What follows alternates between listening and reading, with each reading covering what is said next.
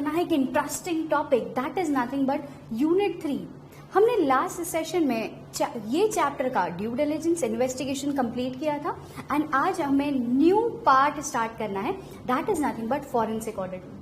Before starting हम ये chapter start करें इससे पहले मैं चाहती हूँ आप जरा एक ये वीडियो देख लो, फिर हम समझेंगे why it is important, how it is important and why, what is the requirement for us to understand this topic.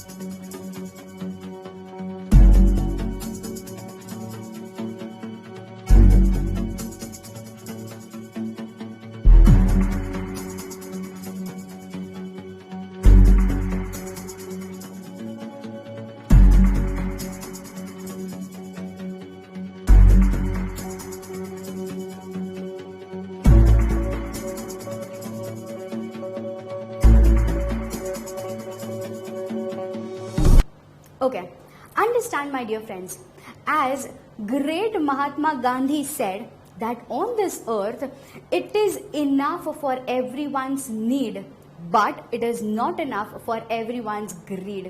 Now here we are tapping the very crucial matters which we are understanding in past a decade, that the people are fraudulently acting, are fabricating invoices, are trying to manipulate accounts, are trying to show the good picture, the rosy picture in their balance sheet just to make sure that their performance is well portrayed. But this is where the people are not understanding they are actually doing fraud with the investors, with the prospect investors. Now here, being a forensic auditor, we have to tap all these scenarios. We have to select the places which are highly prone, are vulnerable to threats and risk. And being a forensic auditor, we have to take a deep dive in it. What do we understand by deep dive? That is, we'll have to investigate from start to end. Now, when we are talking about the word fraud, you will be having multiple questions running in your mind that, ma'am, when we talk about fraud, this type of fraud are detected many times, noted by statutory auditor as well. That means there is a differentiation, there is the need for us to understand a new stream named as forensic audit. Can't we alter these two things? Like when we talk about forensic audit and we are talking about statutory audit, are these two things can be used alternatively? Answer is no. आपने ये video में देखा ही होगा that ये सारे scam में, ये सारे स्कैंडल में लोगों ने क्या किया था? लोगों ने अपने फाइनेंशियल रिकॉर्ड्स, अपनी बैलेंस शीट, पीएनएल, इनका अच्छा पिक्चर बताने के लिए लोगों ने अमाउंट्स इन्फ्लेट कर दी, विंडो ड्रेसिंग किया था। Now people understand when we are talking about forensic audit, तो सबसे पहला दिमाग में क्वेश्चन ये उठता है कि क्या जरूरत है ये। When we are talking about so much of scandal, so much of scams which are taking place just because financial statements are not fairly represented, just because लोगों के दिमाग में लालच है पैसे कमाने की, लोग फ्रॉड करते जा रहे हैं। अगर मैं पेपर पे पिक्चर कुछ और बता रही हूँ, रियल में पिक्चर कुछ और है, नाउ हियर पीपल अंडरस्टैंड, अगर हमने यहाँ पे इन्वेस्टिगेशन, एग्जामिनेशन नहीं किया, we won't be able to catch this type of fraud. अब जिनके दिमाग में ख्याल आ रहा है कि मैम ये तो कोई फॉरेंसिक नाम सुना हुआ है, हमने बहुत बार सीरियल्स देखी हुई है, जिनके दिमाग में सीआईडी वाला पिक्चर चल रहा है, तो hold, let me make a clear picture in front of you. अगर हम कंपेयर कर रहे हैं विलन्स को रियल लाइफ में एंड रियल लाइफ में, real life mein I actually understood that people were using mask and guns, but now in real life we see that villains are not using mask and guns, rather they are using mouse and keyboard. Kyun ma'am? Because we are in digital world. Now understand, वहां पे अगर हम सुनते थे Pradyuman sir, ACV Pradyuman आकर के हमें कह रहे हैं कुछ तो गड़बड़ है गया. Now the same situation arises in our financial statement as well, जहां पे हमने कह दिया कि मैम ये ग्रीड, ये लालच, इन सब के वजह से इतने सारे स्कैम्स हुए हैं. तो जैसे मैं आउटसाइड वर्ल्ड में ये सारा फॉरेंसिक रिपोर्ट वाला काम कर रही थी, same situation also applies in my accounting, in auditing, in investigation, in examination. समझ में आ रहा है? Overview clear? पक्का एकदम श्योर? आगे बढ़े. ओके. नाउ ये वर्ड हमने इतनी बार सुन लिया है, फॉरेंसिक ऑडिट, फॉरेंसिक ऑडिट. अब जरूरी हो जाता है समझना what do we understand by the word forensic audit. तो फिलहाल के लिए रोक दो, हम पढ़ेंगे. फिलहाल फोकस करते हैं what do we understand by the word forensic. The word forensic means which is suitable for the court of law. ऐसी प्रूफ, ऐसी एविडेंसेस जो मैं जज साहब के सामने रख सकूं. मैं कह सकती हूं कि सर ये मेरा इन्वेस्टिगेशन रिपोर्ट है, सर ये एग्जामिनेशन मैंने किया है. अब इसके बेसिस पे हमारे रिस्पेक्टेड जज will give their verdict, will give their judgment. Ma'am अब एक क्वेश्चन उठ रहा है दिमाग में, अगर आप फ्रॉड वाली बातें कर रहे हैं तो ऑलरेडी ये फ्रॉड के लिए ही तो हमने स्टैट्यूटरी ऑडिटर को भी तो अपॉइंट किया है. Hold. Now here we are tapping the next part of the word audit. This forensic audit is actually a new stream in the field of audit. अब ये ऑडिट में हमने बहुत सारे टाइप्स पढ़ लिए हैं already. Statutory audit, concurrent audit, tax audit. Now we will be studying forensic audit. Ma'am ये दोनों अलग अलग है, स्टैट्यूटरी ऑडिट, फॉरेंसिक ऑडिट? जी हाँ बिल्कुल. अगर हम बात कर रहे हैं are statutory auditor and we are talking about the forensic auditor, these two are separately different. हम जरा टैप करते हैं स्टैट्यूटरी ऑडिटर. हमने ऐसे 200 में ही पढ़ लिया था ऑब्जेक्टिव्स ऑफ ऑडिटर. क्या पढ़ा था? Objective of auditor. अगर मैं स्टैट्यूटरी ऑडिटर हूं, मेरा ऑब्जेक्टिव सिर्फ इतना है, कितना? To give opinion. मैम किससे related opinion? Opinion that the financial statements are free from risk of material misstatement. अब ये फॉरेंसिक ऑडिटर भी यही ओपिनियन देने वाला है? जी नहीं. वहां पे हमारा फोकस था मटेरियल मिसस्टेटमेंट. अगर कोई चीजें इमटेरियल है तो स्टैट्यूटरी ऑडिटर उसमें अपना ज्यादा दिमाग नहीं यूज करता था. उनके प्रोसीजर्स ही उस हिसाब से डिजाइन हुए हैं कि हम यहाँ पे मटेरियल चीजों पे ध्यान दें, इमटेरियल पे नहीं. मैम वहां पे हमारा ज्यादा फोकस था ऑन मिसस्टेटमेंट. यहाँ पे अपना ज्यादा फोकस है on fraud, on the intention of fraud. अब दिमाग में ख्याल आ रहा है मैम फ्रॉड वाली बातें तो हमने भी की है सेक्शन 143(12) के अंदर. Now just have a look on section 143(12). वहां पे क्या कहा था?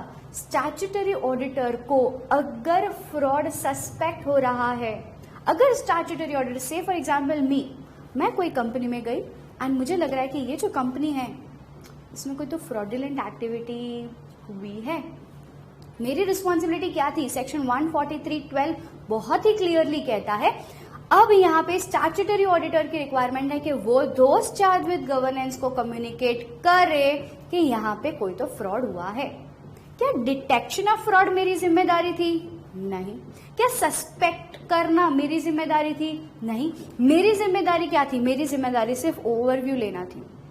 हेंस हमने पढ़ा है कि statutory auditor is a watch dog and not a blood hound.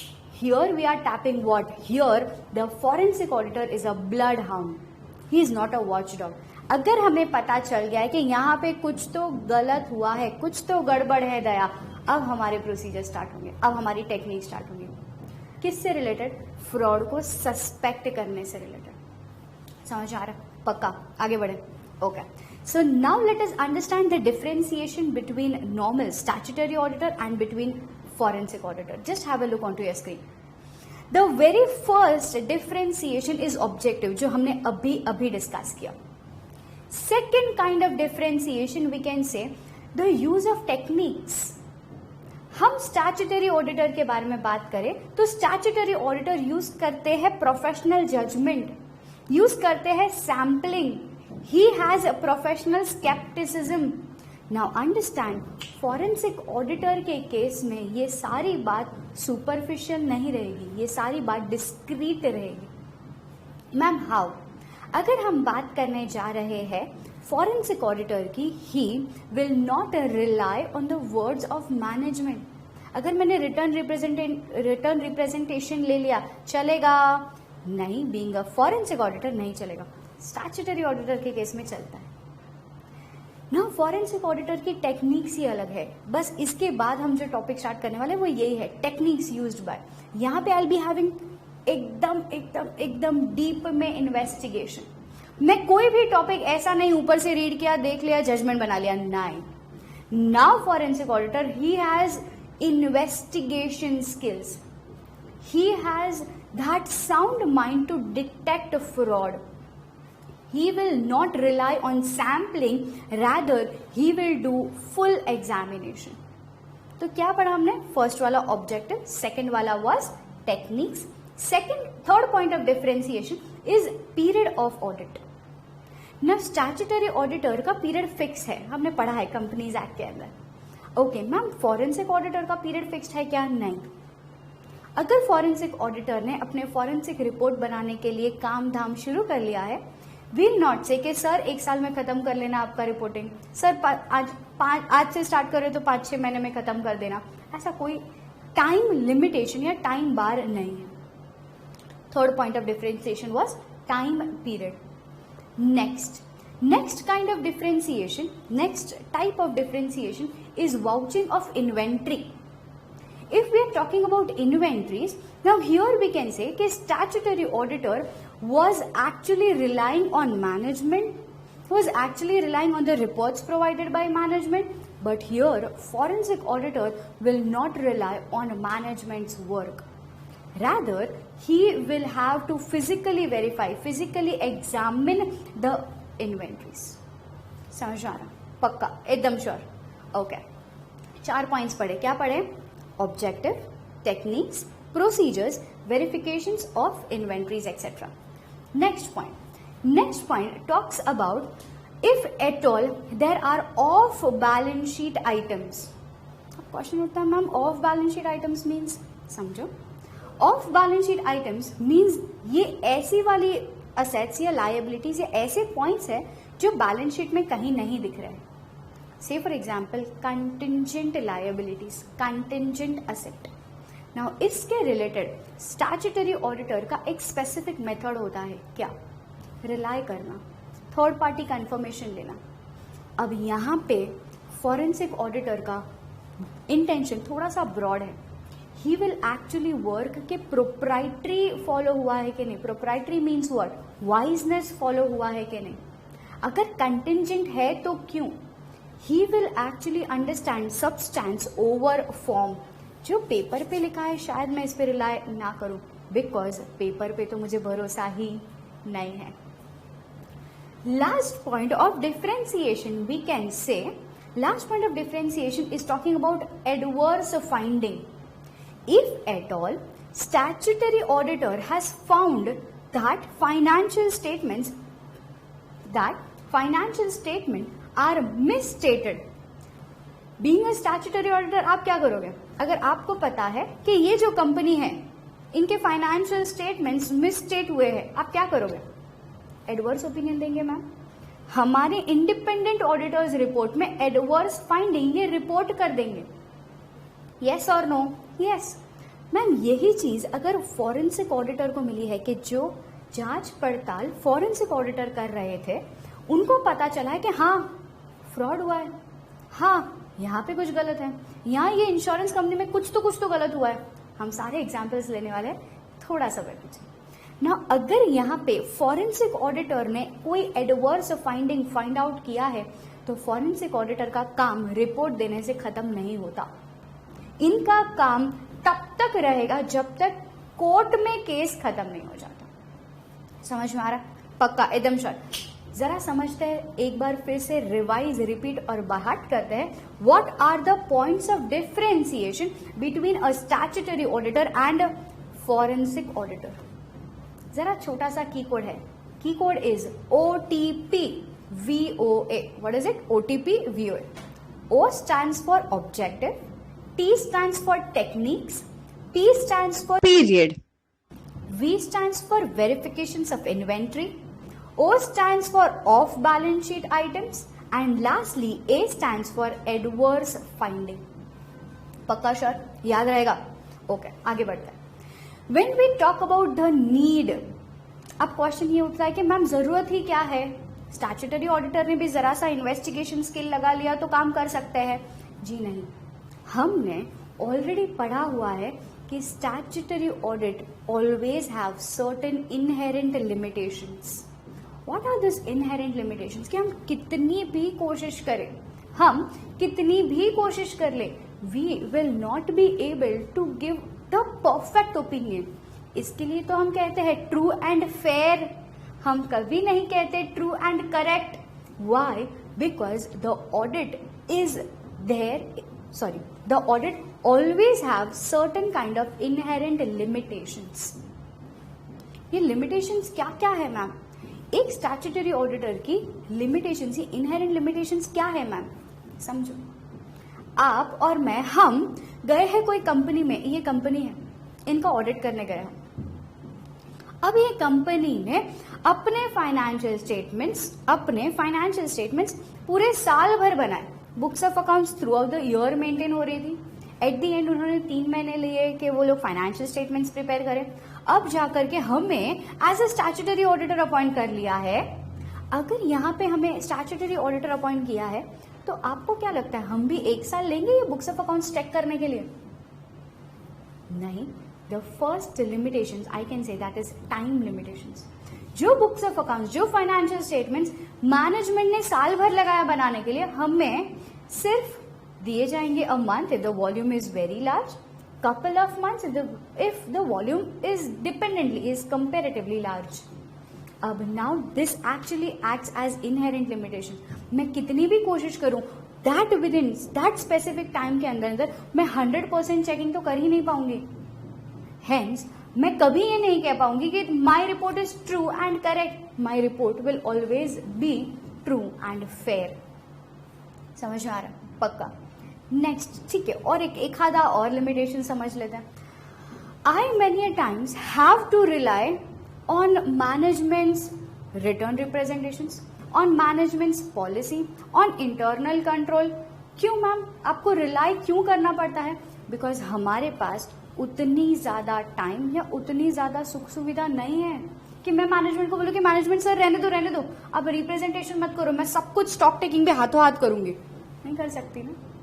Now this is what they are telling. Okay, being a statutory auditor, you always have to rely on the proof, on the documents, on the representation given by management. हमें उनकी बातों पे rely करना ही पड़ेगा. मैं सामने से ये थोड़ी कह सकती कि नहीं मैनेजमेंट आपने जो डॉक्यूमेंट्स दिए सब गलत है. I can not. समझ में आ रहा? पक्का.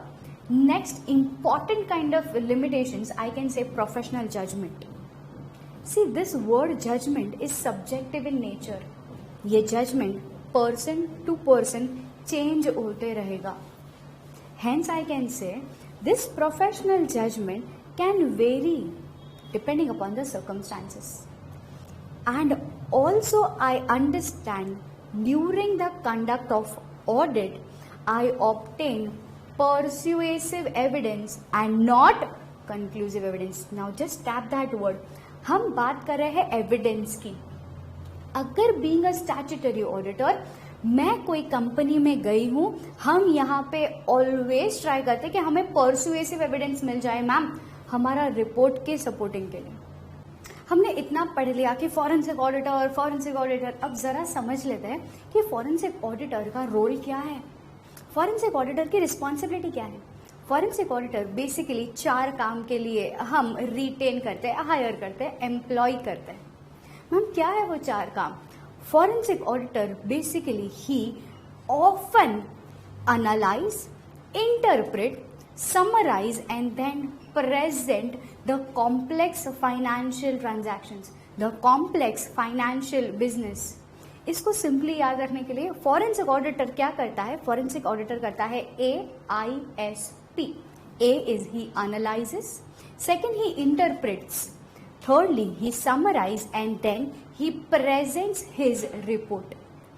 Based on his finding, based on his evidence which he has gathered, and इनके सारे प्रोसीजर्स खत्म होने के बाद he will give me, क्योंकि फाइन मैम ये ऐसे प्रूफ है, ये ऐसे सबूत है जो हम कोर्ट जज साहब इनके सामने पेश कर सकते हैं. नाउ आगे बढ़ते हैं कि मैम हमें कैसे पता चलेगा कि अब हमारी कंपनी में फॉरेंसिक ऑडिटर की रिक्वायरमेंट है? कैसे पता चलेगा? Now understand students, now when we are talking about कि when to hire a forensic auditor, when to appoint a forensic auditor, अब यहाँ पे they have given me a concept of red flag. Ma'am ये red flag क्या है? ये red flag है खतरे की घंटी. Whenever in the company, if managing persons, top managing persons, or those charged with governance are suspecting fraud, इनको लग रहा है कि ये कुछ तो गड़बड़ हो रहा है. इतना PNB थोड़ा बहुत हम रिलेट करने वाला है थोड़े टाइम में. यहाँ पे हमको लग रहा था अरे मैम इतना सारा फॉरेन एक्सचेंज बैंक से बाहर जा रहा है, अब कुछ तो गलत लग रहा है.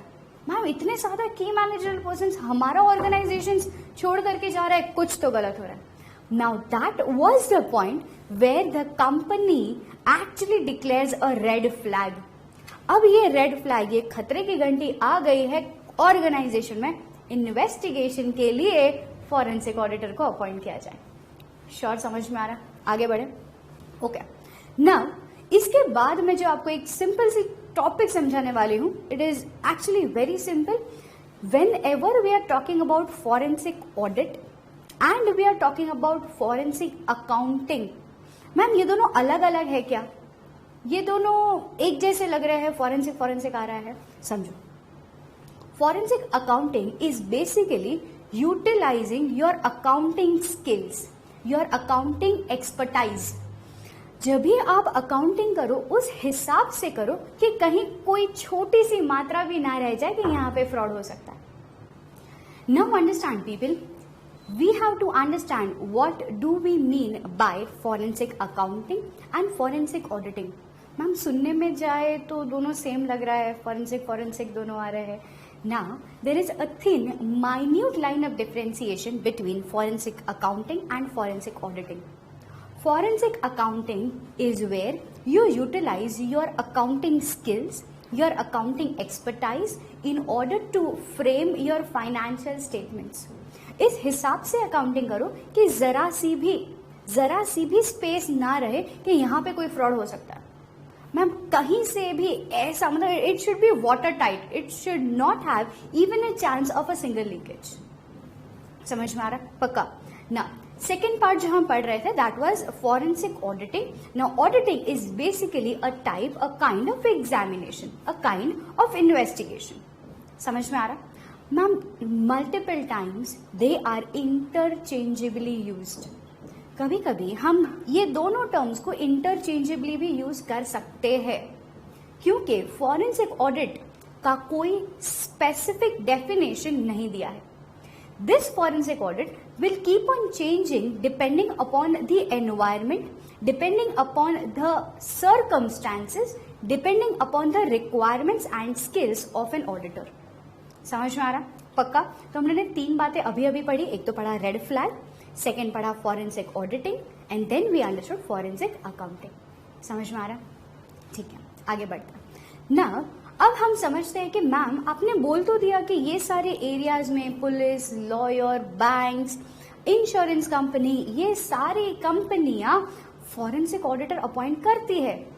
बट मैम क्यों अपॉइंट करेगी? यहाँ पे तो इंटरनल कंट्रोल सिस्टम होता है, यहाँ पे everything is so perfectly drafted. बताती हूँ. Just have a look onto the screen या फिर just have a look onto the examples which we are having in front of us. Okay, so now let us understand few of the areas where actually forensic auditor appoint किए जाते हैं. Few of the fraud cases के आपको भी समझाए कि अच्छा ma'am fraud इस हिसाब से होता है. एंड पैसे इस हिसाब से मिस यूटिलाइज होता है. Have a watch. हाँ ये लो सर, कॉस्ट ऑफ प्रोजेक्ट इसमें 100 करोड़ है, ये अपनी रिपोर्ट है ये. होल्ड होल्ड होल्ड, कितना crore? 100 crore.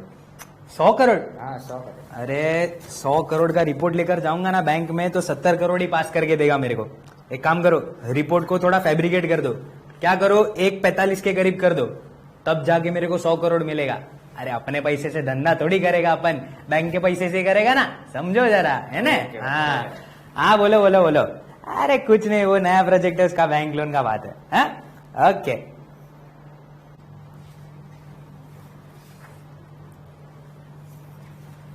Sir 145 crores. High class society बना रहे मैडम. सर हमने ऐसे बहुत सारे प्रोजेक्ट्स पास किए जो हार्डली 100 crores अमाउंट क्रॉस होता है. 145 is too much. We can not give the sanctioning of this much. अरे अथॉरिटी मैडम, नहीं है हमारे पास. मैडम जरा देखो देखो, इसमें है ना, हम लोग ने ना एक एक फ्लैट में ना ये गोल्ड प्लेटेड नल लगाए हैं. ऐसा पानी खोलते हैं ना तो अंदर से ऐसा सोना निकलता है. फिर ये देखिए, ये हर एक फ्लैट की ये जो स्विच होती है ना, स्विच बोर्ड, वो लाइट वाली, वो भी डायमंड स्टडेड है, डायमंड स्टडेड. और हाँ देखिए मैडम, मासूम मासूम बच्चों के खेलने के लिए इम्पोर्टेड गेमिंग जोन बनाया. सर आप सोचिए मैडम, अगर आप ये लोन नहीं देंगे मेरे को तो मैं ये इम्पोर्टेड गेमिंग जोन कैसे बनाऊंगा? मेरे हाथ में अथॉरिटी नहीं है. मैं एक काम करती हूँ, मेरे सीनियर से बात कर लेती हूँ and then we'll get back to you. अरे मैडम, सीनियर को बीच में क्यों ला रहे हो आप? देखो मैं क्या बोलता हूँ, इसका ये जो टॉप फ्लोर है ना, वो फ्लैट खाली है. मैं क्या बोलता हूँ, आपके मिस्टर के नाम कर देता हूँ ना, फिर बालकनी में मस्त चाय की चुस्की लेते लेते मेरे को याद करना. बोलो. हुई ना पते की बात. हाँ. ठीक है, मैं देखती हूँ एंड हम पास करवा देंगे. अरे thank you madam. So my dear students, in this case you actually got to know कि कैसे लोग अपना कॉस्ट ऑफ प्रोजेक्ट इन्फ्लेट करते हैं, so that पहले उनको लगा कि 100 का 70 करोड़ सैंक्शन होगा. हेंस उन्होंने किया क्या, 145 का कॉस्ट प्रोजेक्ट बताया, 100 करोड़ सैंक्शन करवा दिया. बैंक के पैसों से प्रोजेक्ट बन रहा है. अब पता नहीं प्रोजेक्ट बनेंगे या नहीं. क्यों? प्रोप्राइटरी तो नहीं रहा ना. Now this was a fact. यहाँ पे हम अपॉइंट करते हैं forensic auditor who will actually examine the case and understand के सारे फैक्ट्स सब क्लियर थे या नहीं थे. आगे बढ़ते हैं नेक्स्ट एग्जाम्पल की ओर. ये लो, ये आपका 2000 का बिल है. आप बिल अमाउंट पे कर दो, आपको डिस्चार्ज कर देंगे. कितने का बिल बोला? 2000. एक काम करो ना, ये 2000 को 20,000 कर दो. हाँ ठीक है. और एक काम करो, आपका फीस 2000 है ओके. और 2000 आप रख लो. ये हो गई ना बात. नहीं, आपको सॉरी. सही है. हाँ बिल. हाँ बिल मिल. मैम, मिस्टर, ये मेरा मेडिकल का बिल है, 20,000 रुपीज. आप तो जुकाम की छुट्टी लेके गए थे और 20,000 का बिल बनवा के आए हो. हाँ मैम, वो मेरे को क्या है ना, मेरे को इंटेस्टाइन में जुकाम हो गया था मैम, बहुत रेयर डिजीज है मैम. 20,000 मैम. अच्छा, बट मुझे नहीं लगता तुम्हारे पर्क्स में मैं 20,000 रुपए दे पाऊंगी. मैम ऑडिटर को क्या चाहिए मैम, डॉक्टर का बिल चाहिए ना. ये देखिए डॉक्टर का ही बिल है, MBBS. मैम देखिए ओरिजिनल बिल है मैम. मैम कोई गड़बड़ नहीं किया है मैम, मेरे को सच्ची जुकाम हुआ था. हाँ मैम, 20,000 बिल मैम. अच्छा ठीक है, ऑडिटर को दे देंगे हम. हाँ मैम, क्रेडिट करवा देना मैम. कब से ज्वाइन कर रहे हो? नेक्स्ट मंडे से. हाँ मैम. जब भी तुम्हारे इंटेस्टाइन की जुकाम ठीक हो जाए तब आ जाना. हाँ मैम, पक्का Monday से? पक्का. हाँ मैम, पक्का पक्का. ठीक है. ओके माय डियर स्टूडेंट्स, अब ये एग्जाम्पल में आपने देखा, ये केस में आपने देखा कि कैसे एम्प्लॉई ने अपने परक्यूजिट्स के अमाउंट को बढ़ाने के लिए इनवॉइस को फैब्रिकेट किया. बेचारी भोली भाली मासूम सी अकाउंटेंट, इन्होंने तो मान भी लिया कि हाँ MBBS का साइन होगा तो सब सही था. ना अगर हम बात कर रहे हैं स्टैट्यूटरी ऑडिटर की तो ये इनवॉइसेस चल जाते हैं. बट यहाँ पे हो क्या रहा था, the amounts were inflated. Signature होने के बावजूद the amounts were not showing the real facts. अब ये सारे सर्कमस्टांसेस में हम किसे अपॉइंट करेंगे? हम अपॉइंट करेंगे फॉरेंसिक ऑडिटर को. तुम नहीं समझोगी सिमरन, कुछ कुछ होता है. वाह वाह वाह सर, क्या एक्टिंग किया है सर, Thank हाँ you, sir, क्या thank you. एक्टिंग है सर, बहुत बड़े सर। सर मैं बोल रहा हूँ आपको, ये जो वीडियो है ना, ये यूट्यूब पे ना एकदम वायरल हो जाएगा और आप बहुत बहुत फेमस हो जाओगे सर। लड़के आपके पीछे सर लाइन लगाएंगे सर ऑटोग्राफ और फोटोग्राफ के लिए। सर मैं क्या बोलता हूँ, आप ये कॉन्ट्रैक्ट साइन कर लीजिए ना। देखिए हफ्ते में ना 20 शूट देने हैं आपको। 20? अरे सर हंसते हंसते हो जाएंगे। अभी आधे घंटे का तो एपिसोड होता है, उसको शूट करने में कितना टाइम लगता है, और आप जैसे सर महान कलाकार हो सर, वन टेक देते हो सर, उसके बाद एकदम फ्री आप, है ना। तो सर आप एक कॉन्ट्रैक्ट साइन कर लीजिए, मैंने बाकी सब पढ़ लिया, एकदम मस्त है। Okay sir. Okay okay sure.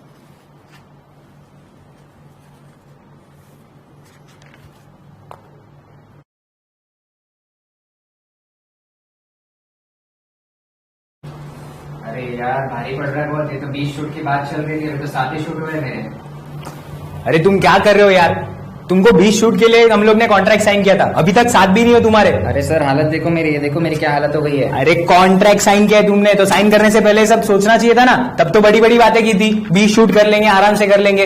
अब 7 भी नहीं हो रहे तुम्हारे हफ्ते में, अब मैं क्या जवाब दूंगा उन प्रोड्यूसर्स को। आप मना कर दो सर, मुझसे नहीं होगा ये। ऐसे मना नहीं कर सकते सर, कॉन्ट्रैक्ट साइन किया है, 20 लाख रुपए जुर्माना भरना पड़ेगा, भरोगे क्या? ले लो सर आप, पर मैं नहीं कर पाऊंगा ये। पक्का? पक्का। ठीक है, तो आप यहाँ पे साइन कर लीजिए, मैं 20 लाख रुपया ले लेता हूँ, कॉन्ट्रैक्ट ब्रीच का 20 लाख रुपया कर दीजिए साइन। ठीक है, और क्या कर सकते हैं। हो गया? हाँ नहीं तो बड़े बड़े सपने लेकर आते हैं कहीं से।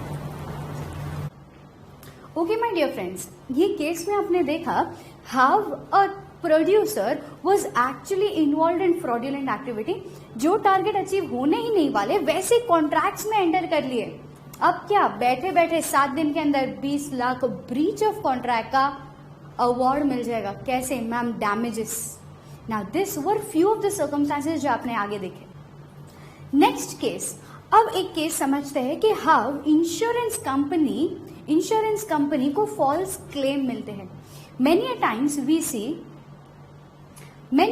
वी सी कि जहां पे हार्डली खर्चा हुआ है 10 लाख 20 लाख, यहाँ पे people they try to show कि खर्चा बहुत ज्यादा हुआ है, इंश्योरेंस क्लेम मिलना चाहिए। इससे ना मुझे एक मूवी याद आ रही है। आपने वो मूवी देखी अजनबी, बॉबी देओल वाली अजनबी? वहां पे वो एक सीन था जहां पे अक्षय कुमार गाड़ी के सामने खुद कूद जाते हैं, अपना खुद का एक्सीडेंट करवाते हैं, एंड देन इंश्योरेंस कंपनी के पास जाकर के पहुंच जाते हैं स्टेटिंग कि अरे मैम हमारा तो एक्सीडेंट हो गया, इंश्योरेंस कंपनी का पैसा चाहिए। एंड एट द एंड अगर आपको याद है तो कुछ ऐसा वाला सीन था कि सोनिया को कैसे मारा एंड इंश्योरेंस कंपनी से कैसे फंड्स ले लिए। अब अगर इंश्योरेंस पॉलिसी करोड़ों रुपए की है तो समझो एक fraud can give ultimatum, can give actually the एक fraud can actually have impact on 1 crore rupee और मोर देन दैट। समझ में आ रहा था? पक्का? एकदम श्योर? ठीक है, कुछ और डिस्कस कर ले। ओके और एक केस मेरे को ध्यान में आ रहा है और एक सर्कमस्टांस मुझे ध्यान में आ रहा है which was of insider trading. Now people understand insider trading, आपने भी पढ़ा होगा हमारे लॉ में। इनसाइडर ट्रेडिंग जब भी हम सेबी पढ़ते हैं तो इनसाइडर ट्रेडिंग के लिए सेबी चार्ज हैवी पेनल्टीज। याद आ रहा है? इनसाइडर ट्रेडिंग 15G, यस और नो? सेम थिंग मैं आपको यहाँ कहने की कोशिश करी। व्हेन व्हाइट कॉलर पीपल, ये लोग जब भी फ्रॉडुलेंट एक्टिविटी करते हैं, ये लोग जब भी इनसाइडर वाली नॉलेज आउटसाइड पब्लिक को देते हैं and they try to have change in their share prices, यहाँ पे भी people, it is very hard to catch but यहाँ पे भी फ्रॉड हुआ है। If I am not wrong, ये सीन आपको मैं याद करा सकती हूँ, बदमाश कंपनी मूवी एकदम एंड वाला सीन। ये देखिए, आखिर गुरु ने बड़ा ऑर्डर दे ही डाला, सारी की सारी शर्ट्स खरीद डाली। जैसे ये खबर स्टॉक मार्केट में पहुंचती है वैसे ही मामू की कंपनी के शेयर्स के दाम फिर से बढ़ जाते हैं। इसलिए शर्ट्स बिकने से पहले जैज इंक के शेयर्स सस्ते दामों में खरीदना जरूरी है। और वही जिंग और चंदू कर रहे थे। Okay, my dear friends, after understanding the areas how the frauds are being conducted, how we require a forensic auditor to be appointed, अब हम देख लेते हैं, जरा नजर करते हैं the areas where the forensic auditor are in great demand. Sir चलिए नजर करते हैं. The key code is PFA. Please find attach DSC, digital signature. P stands for professional negligence case. What do mean by professional negligence case? अगर आपको याद है कि हमने स्टैंडर्ड्स फॉलो करने होते हैं, अकाउंटिंग स्टैंडर्ड्स फॉलो करने होते हैं, एंड अगर कोई generally accepted accounting policy follow करनी होती है, यहाँ पे कहीं पे भी नेग्लिजेंस पाया जाता है, तो we have to appoint a person who will actually go and investigate that kind of case. Next, fraud investigation and risk control review. अब ये फ्रॉड इन्वेस्टिगेशन है, किससे रिलेटेड इन्वेस्टिगेशन चल रही है? इंटरनल कंट्रोल से रिलेटेड इन्वेस्टिगेशन चल रही है, जहां पे अगर आपको याद है वो अकाउंटेंट वाला case, accountant she was there, जिनको परक्यूजिट्स ऐसे ही अमाउंट नहीं देने थे. This was control. अगर ये कंट्रोल में कहीं पे भी नेग्लिजेंस पाई जाती है तो हम क्या करते हैं? बीइंग अ नॉर्मल ऑडिटर वो प्रूफ देख करके शायद मान जाए, बट फॉरेंसिक ऑडिटर क्या करता है? इन डेप्थ में जाकर के चेकिंग करता है. तो second point is what? Fraud investigation and risk control review. Next point is arbitration services. अब ये आर्बिट्रेशन सर्विसेज क्या होता है? आपने लॉ में देखा होगा, ma'am out of court settlement करना, मैम मांडवली करना. Yes, we are seriously talking about this out of court settlement. Now many a times, being a forensic auditor, when he is appointed, we may not go to the long drawn court procedures. यहाँ पे हम out of court settlement भी कर लेते हैं, तो इसके लिए भी forensic auditor appoint किया जा सकता है. Next, dispute settlement. Dispute settlement ये किससे related disputes है? These disputes are basically related to marriages and divorce. Arey people, I am not talking about marriage and divorce of individual. Basically, I am talking about amalgamation, merger, consolidation, disinvestments of the company. यहाँ पे अगर कोई बातें हुई है which actually relates, which actually have settlements, which actually have disputes, तो इन सारी चीजों के लिए भी forensic auditor अपॉइंट होता है. नेक्स्ट देखो, अगर आपको याद आ रहा है, liability arising from breach of contracts and so on, liability claims, infringement of patents, trademarks, constructions, etc. Next, settlement of insurance claim. Now insurance claim का तो एग्जाम्पल मैंने अभी अभी दे दिया. कौन सी मूवी थी वो जरा याद कराओ? अजनबी. I am just for your reference I am writing कि हमने कहाँ पढ़ा था वो.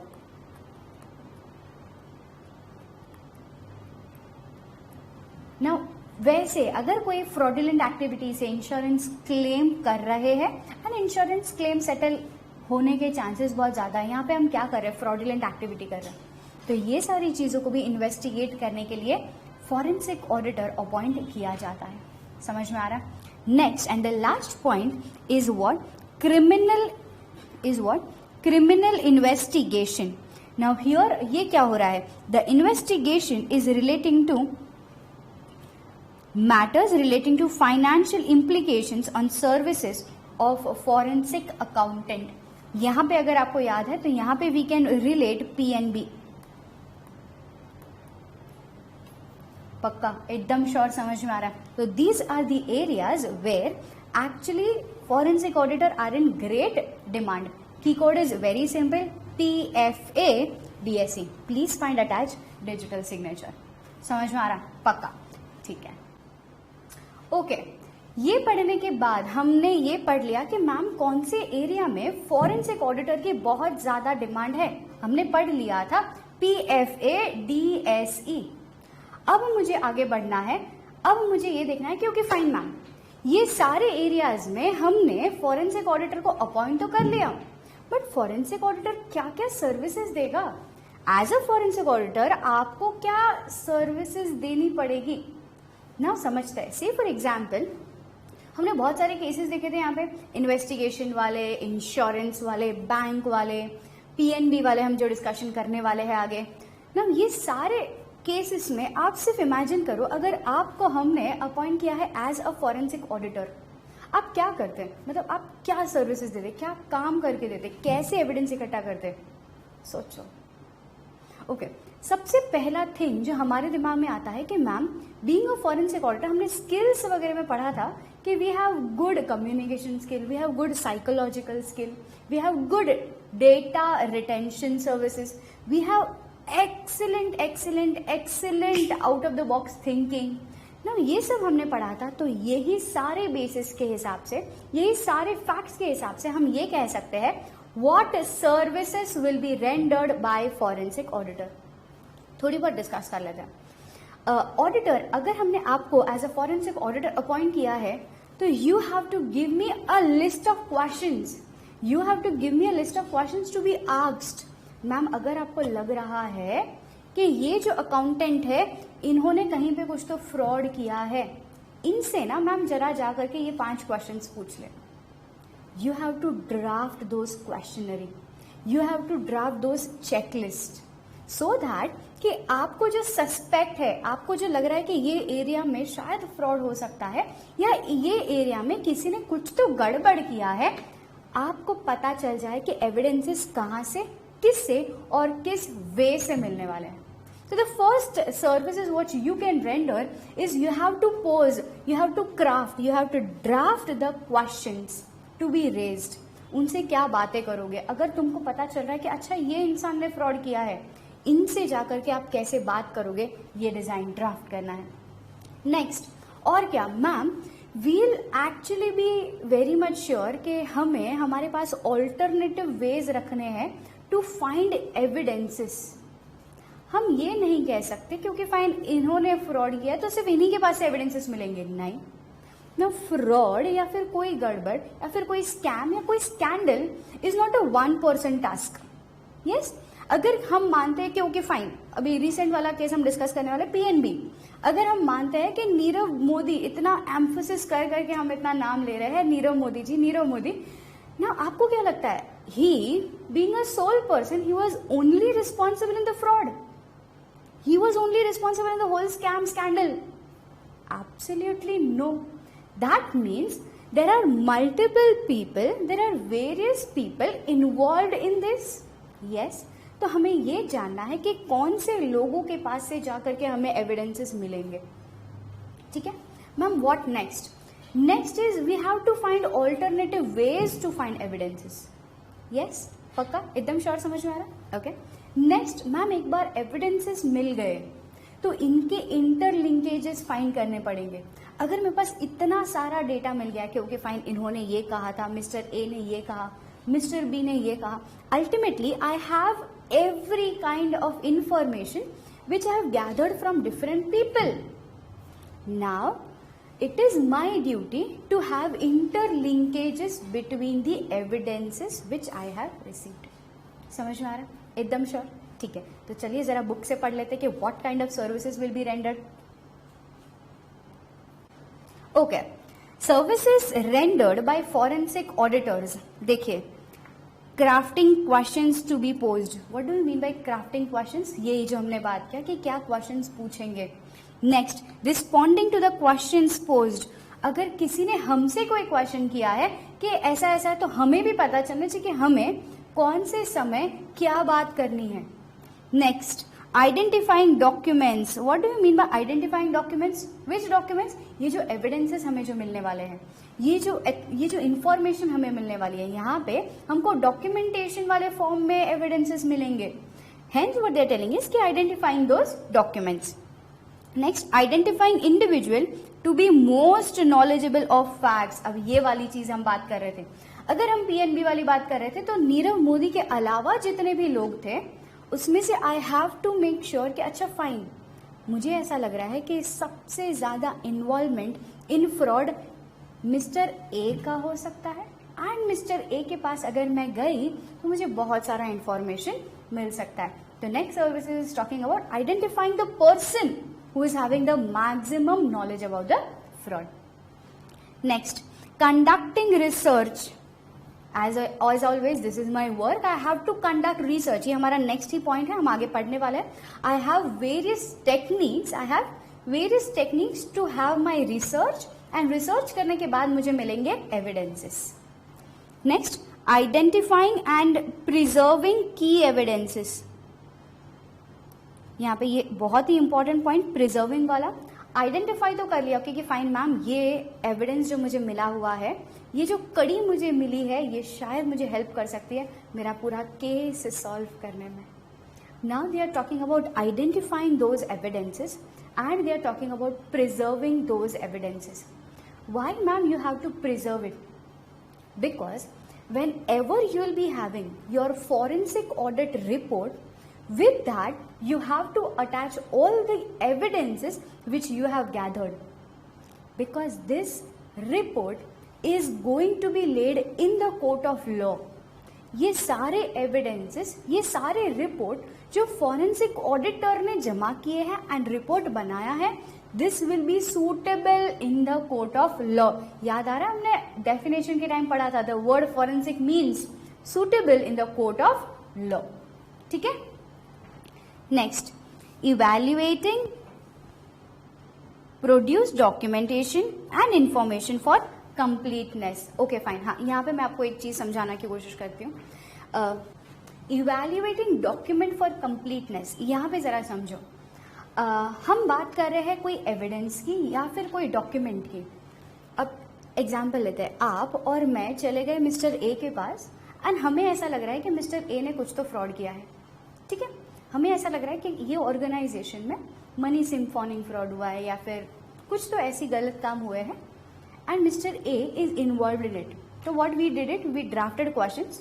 हमें ये पता चल गया कि मोस्ट नॉलेजेबल पर्सन कौन है, मिस्टर ए.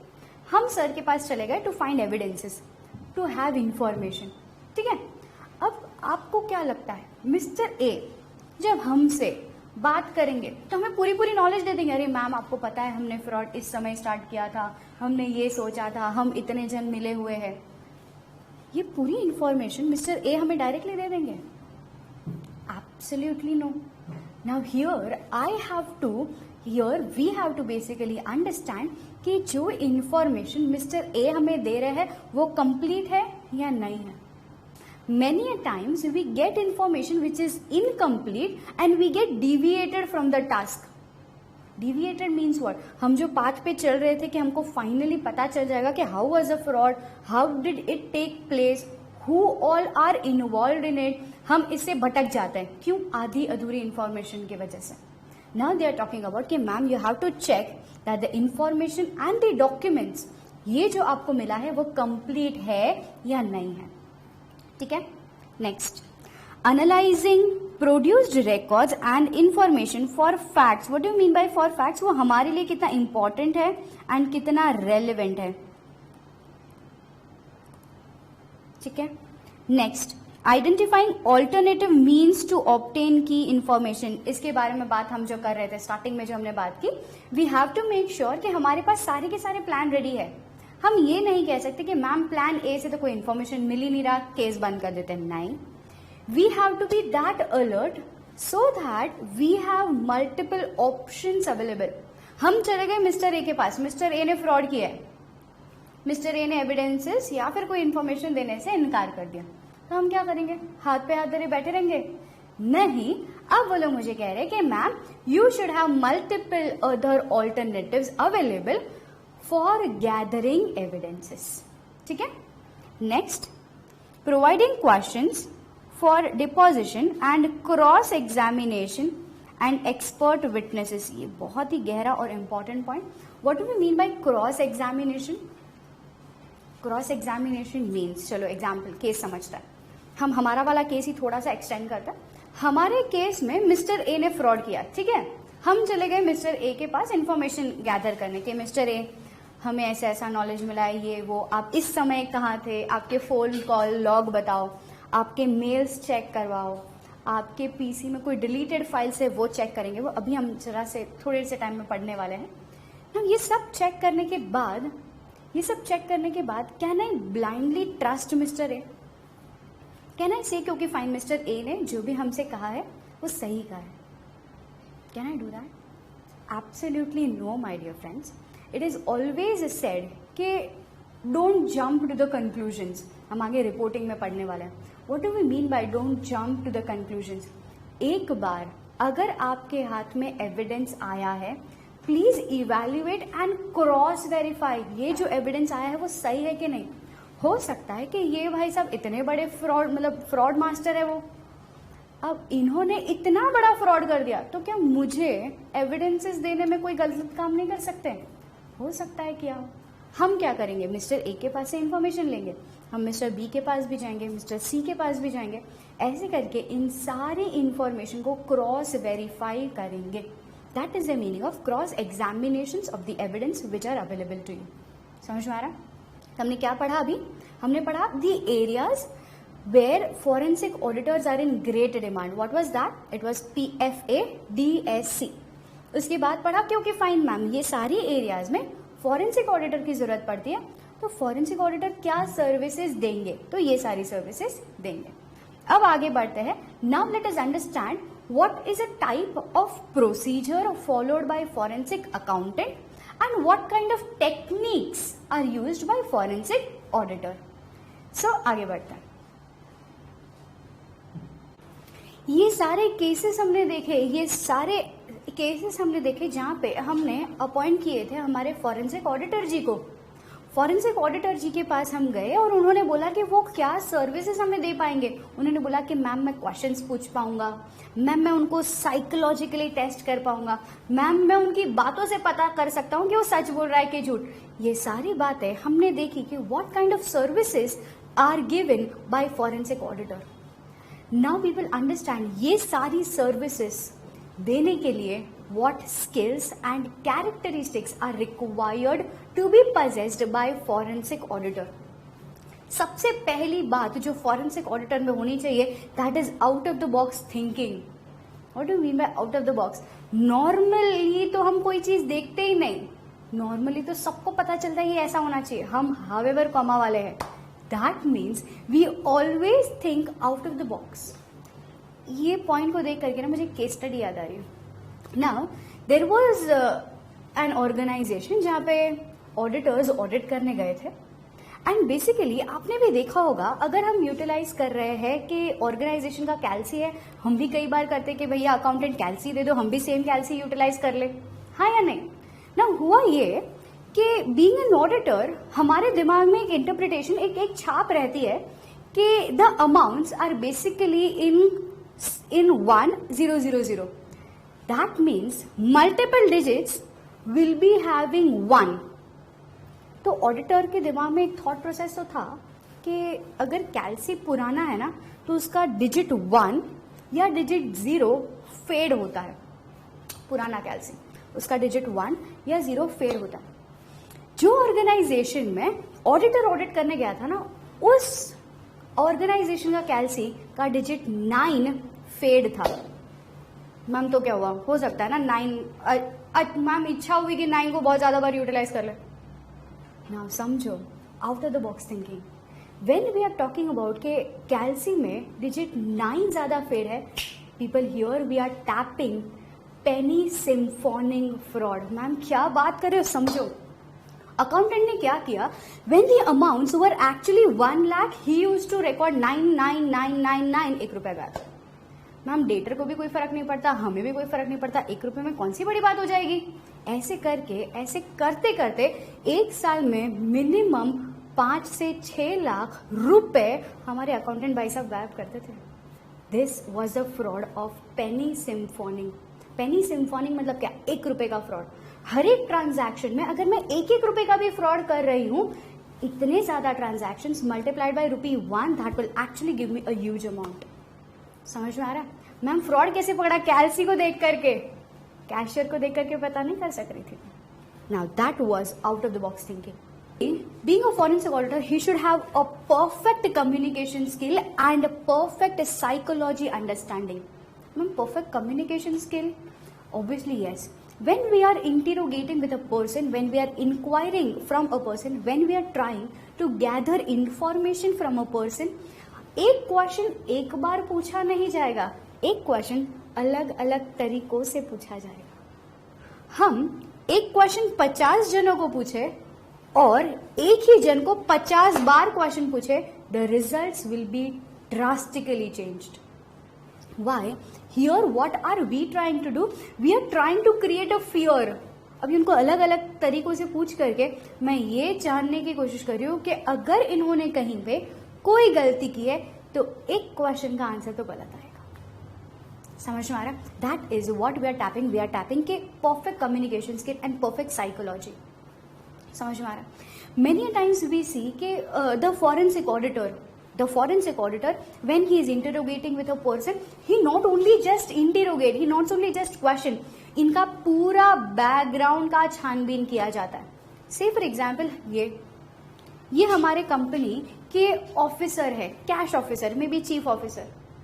ना इनकी सैलरी इतनी ज्यादा तो है नहीं कि ये मर्सिडीज BMW या ऑडी खरीद सके. But last with in a year हमने देखा कि ये सर ने एक फ्लैट ले लिया. फ्लैट लिया तो लिया, ऑडी खरीद ली. Now understand people, there are chances कि सर ने कुछ तो फ्रॉड किया. समझ में आ रहा? This is where what we are tapping interrogation, not only with the person but the overall detailed inspection. समझ में आ रहा? पक्का आगे बढ़े.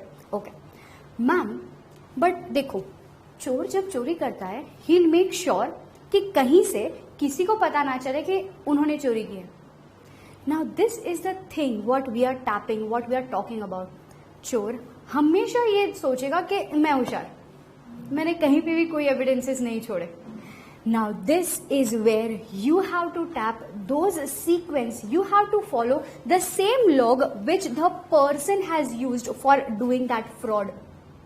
Now this is where we are talking about कि मैम हमें कैसे पता चलेगा, हमें कैसे पता चलेगा कि कोई पर्सन है जिन्होंने फ्रॉड किया है. मैम हमें कैसे पता चलेगा कि इतने सारे अमाउंट्स का घोटाला हुआ है. Whistle blowers my dear friends, ये जो विसल ब्लोअर्स होते हैं ना बहुत बहुत बहुत ही इफेक्टिव रोल प्ले करते हैं हमारे फॉरेंसिक ऑर्गेनाइजेशन में, फॉरेंसिक ऑडिट में. Ma'am how? Whistle blowers, yes my dear friends. एक छोटा सा एग्जाम्पल ले लेते हैं. When we talk, say for example, जरा क्लासरूम इमेजिन करो. ओके नाउ क्लासरूम में सारे बच्चे बैठे हुए हैं, क्लासरूम में सारे बच्चे बैठे हुए हैं. एंड अगर टीचर ने पूछा कि किसने होमवर्क नहीं किया, कोई थोड़ी सामने से बता देगा मैम कि मैंने होमवर्क नहीं किया. अगर आप लिटरली आपके स्कूल डेज इमेजिन करते हो, आपको फंसाने वाले आपके फ्रेंड्स होते हैं, तुरंत तुम्हारे फ्रेंड कहेंगे ma'am. That is what we are talking about whistleblowers. Now these whistleblower will actually help the forensic auditor to understand the case and to judge कि कौन से एरिया में ज्यादा सस्पेक्टेड था फ्रॉड होना. समझ में आ रहा? पक्का एकदम श्योर. आगे बढ़े. Okay next important skill which the forensic auditor being a forensic accountant should possess is the sound knowledge of accounting standards, accounting procedures, presentations and disclosures. Ma'am क्यों? बिकॉज अगर हम बात कर रहे हैं फॉरेंसिक ऑडिटर की, if we ourselves don't know कि ये चीज प्रेजेंट किस हिसाब से होनी चाहिए थी, तो चेकिंग किस बेसिस पे करेंगे? यस और नो, यस और नो. ओके नेक्स्ट स्किल जो हम पढ़ रहे थे that was something called as कि अकाउंटिंग की नॉलेज होनी चाहिए. तो यहाँ पे we were discussing PNB case. जरा डिस्कस करते हैं मैम ये PNB में हुआ क्या था एक्चुअली. नीरव मोदी ने 11,000 करोड़ का फ्रॉड किया कैसे, समझते हैं ना. If we are talking about a person, say for example he is a person and this is a bank, and this is a bank. He being a person, इन्होंने ना इंपोर्ट किए थे goods from any foreign country. Currently I am taking it as taking this country as any foreign country. ये जो foreign country है यहां से ये पर्सन ने गुड्स इंपोर्ट किए हैं. क्या इंपोर्ट किए? गुड्स. नाउ अगर हमें पता है मैम फॉरेन कंट्री से गुड्स इंपोर्ट किए है, दैट मीन्स मुझे फॉरेन एक्सचेंज में पेमेंट भी तो करना पड़ेगा. हाँ जी बिल्कुल. अब ये सर, चालाक चतुर सर, इन्होंने क्या किया, ये सर गए हैं बैंक के पास और बैंक को कहा बैंक देखो इतना ज्यादा अमाउंट है, मैं तो दे नहीं पाऊंगा करंटली, आप एक काम करो, आप ना मुझे दे दो LOU। LOU क्या होता है? Letter of undertaking. That means letter of understanding. That means I undertake कि जितना पैसा आपको देना बनता है मिस्टर एक्स को फॉरेन कंट्री में, वो हम देंगे। अब ये बैंक कैसे देगी मैम? ये बैंक तो है इंडिया में, ये बैंक तो है PNB बैंक इंडिया में, इनके पास तो इंडियन करेंसी रहेगा, फॉरेन करेंसी नहीं होगा। अब यहाँ पे हमने ऑडिटिंग में जब ये बैंक ऑडिट कर रहे थे तभी हमने एक कंसेप्ट पढ़ा था, नॉस्ट्रो वैस्ट्रो अकाउंट पढ़ा था ना। ये एक अकाउंट है जो वहां वाली बैंक में है। कहाँ वाली बैंक? फॉरेन बैंक में। फॉरेन बैंक में अपना अकाउंट इन फॉरेन कंट्री। अभी ये सर ने LOU तो मिस्टर एक्स को दे दिया। मिस्टर एक्स ये अमाउंट, ये LOU लेकर के चले गए ये बैंक के पास। अब ये मिस्टर एक्स ने क्या किया? मिस्टर एक्स चले गए ये LOU ले करके उनकी बैंक के पास, तो उनकी बैंक ने तो LOU को देख करके पैसे दे दिए। क्यों? बिकॉज PNB ने कहा था कि हम अंडरटेक करते हैं। अब वैसे ही हर बार ये PNB बैंक से LOU के लिए डॉलर्स जा रहे थे। क्या जा रहा था? डॉलर्स जा रहा था ना। ये डॉलर्स के लिए ना, ये जो इंटरनेशनल ट्रांजैक्शन है, इनको ट्रैप करने के लिए, इनको रिकॉर्ड करने के लिए PNB बैंक का एक खुद का सिस्टम था। उनका एक अलग से सिस्टम था फॉरेन रिकॉर्ड्स ट्रांजैक्ट करने के लिए। वो कौन सा सिस्टम था? वो था स्विफ्ट। अब ये होता क्या था? ये स्विफ्ट के माध्यम से PNB बैंक अपने फॉरेन ट्रांजैक्शन से रिकॉर्ड करती थी। अब होता क्या था ना people, every time when a bank का अपना परफेक्ट अकाउंटिंग सिस्टम होता है, अपने इंटरनल कंट्रोल होता है कि उनको कैसे इंटरेस्ट रिकॉर्ड करना है, इतने सारे अकाउंट है, तो उनके प्रॉपर सॉफ्टवेयर होते हैं to record the daily transactions. अब ये जो फॉरेन ट्रांजैक्शंस होते हैं ना, तो बीइंग पर्सन्स हियर, इनका लुकआउट होता है that they merge this to what this SWIFT with the normal books of accounts, with the normal books of accounts of PNB bank. अब now this was the catchy point. What was that? कि PNB bank के जो authorised members थे ना, उन्होंने Swift के via पैसे तो दे दिए, स्विफ्ट में रिकॉर्ड भी कर दिया कि ये LOU के सामने इतना पैसा गया, ये LOU के सामने इतना पैसा गया। अब ये LOU के सामने इतना पैसा जब PNB बैंक कोई फॉरेन बैंक को दे रही है, तो यहां वाले बैंक की जिम्मेदारी होती है पैसे रिकवर करना from this person, but bank में होता ये था कि ये स्विफ्ट में रिकॉर्ड किया है, बैंक बुक्स ऑफ अकाउंट्स में रिकॉर्डिंग हुआ ही नहीं, हेंस यहां से हमने कभी रिकवरी की ही नहीं। इसके लिए होता था कि बैंक से इतने ज्यादा पैसे जा रहे हैं, इन दोनों का इंटीग्रेशन नहीं था। किन दोनों का? स्विफ्ट का एंड बुक्स ऑफ अकाउंट्स का, इन दोनों का इंटीग्रेशन नहीं था। अब अगर मैं जाकर के ऑडिटर भाई साहब को कहने जाऊं कि ऑडिटर भाई साहब ये आपकी गलती है, आपका नेग्लिजेंस है, ऑडिटर भाई साहब तो कह देंगे मैंने तो बुक्स ऑफ अकाउंट्स चेक किया था, एंट्री नहीं थी। I cannot catch hold of the statutory auditor. Now here my dear friends, ये मैं आपको बताना चाह रही हूँ कि जब स्टैट्यूटरी ऑडिटर की बारे में बात आती है तो उनकी जिम्मेदारी है बुक्स ऑफ अकाउंट ट्रेस करना। अगर बुक्स ऑफ अकाउंट्स में वो एंट्री होती तो स्टैट्यूटरी ऑडिटर उसको चेक करता, ट्रेस करता एंड जज करता कि पैसे जा रहे हैं, आ क्यों नहीं रहे, यस और नो। बट यहाँ पे प्रॉब्लम ये हो गया कि SWIFT and books of accounts were not interrelated, were not integrated, hence there was no entry, hence I can not say कि स्टैट्यूटरी ऑडिटर की गलती है। अब यहाँ पे हम बात करने जा रहे हैं फॉरेंसिक ऑडिटर की। तो मैम अब क्या किया जाए? अब आएंगे हमारे फॉरेंसिक ऑडिटर भाई साहब, जिनकी जिम्मेदारी सिर्फ और सिर्फ बुक्स ऑफ अकाउंट से रिलेटेड नहीं है, इनकी जिम्मेदारी फुल डिटेल्ड अप्रोच है। समझ में आ रहा है? तो this was the case, the recent case of PNB bank, where actually the forensic auditors were appointed when the red flag was establish. खतरे की घंटी आ गई थी, बहुत सारे रेप्यूटेड, बहुत सारे की मैनेजरियल पर्सन ने रेजिग्नेशन दे दिया था, ओवरऑल पता चल गया था कि फॉरेन एक्सचेंज इतनी मात्रा में कम हो गए हैं बट रिकवरी नहीं हो रही है.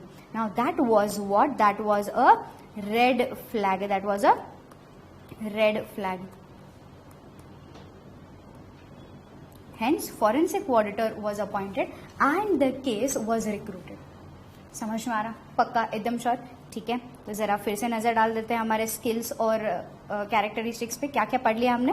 वी ऑलरेडी स्टडीड कि उनको अकाउंटिंग स्टैंडर्ड्स, प्रोसीजर्स की नॉलेज होनी चाहिए, उनको बुक्स, बिजनेस इनकी नॉलेज होनी चाहिए, उनको information technology, data analysis, criminology, legal framework, legal procedures, इन सब की नॉलेज होनी चाहिए, लिटिगेशन, इन्वेस्टिगेशन, इन सारी टेक्निक्स आनी चाहिए और ये सारी कैरेक्टरिस्टिक्स फॉरेंसिक ऑडिटर में होनी चाहिए.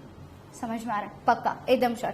तो हमने अब तक 2 पार्ट पढ़ लिए हैं. The first one was overview, introduction, and then we saw something called as के where, which are the areas where forensic auditor is highly required, and then we saw कि what type of services are given by forensic auditor.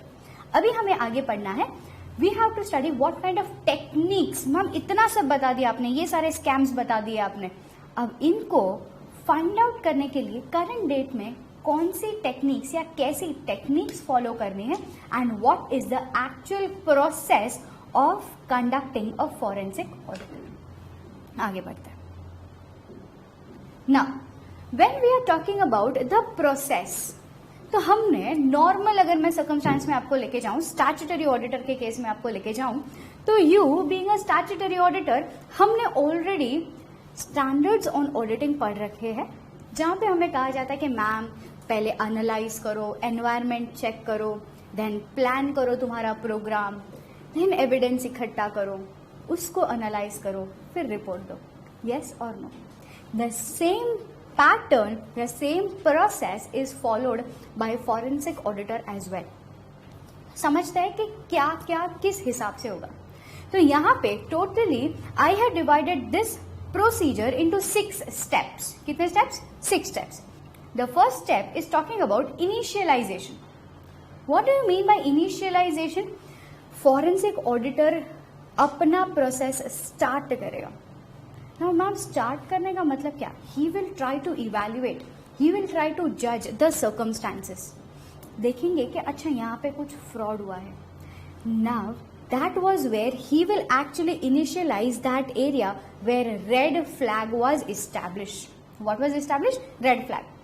आपको अगर जरा सा link कराने की कोशिश करूं तो हमने यही सेम काइंड ऑफ पैटर्न पढ़ा है अंडर SA 315 में. क्या पढ़ा था मैम? अगर ऐसे 315 का जरा बड़ा सा हेडिंग अगर हम याद करें, what was that? It was identifying and assessing. I am writing, just pay attention on the screen. It was what? Identifying and assessing. Ma'am क्या करना है identify and assess? Risk of material misstatement. Identifying and assessing risk of material misstatement. अब ध्यान रखना, by evaluating and understanding entity and its environment.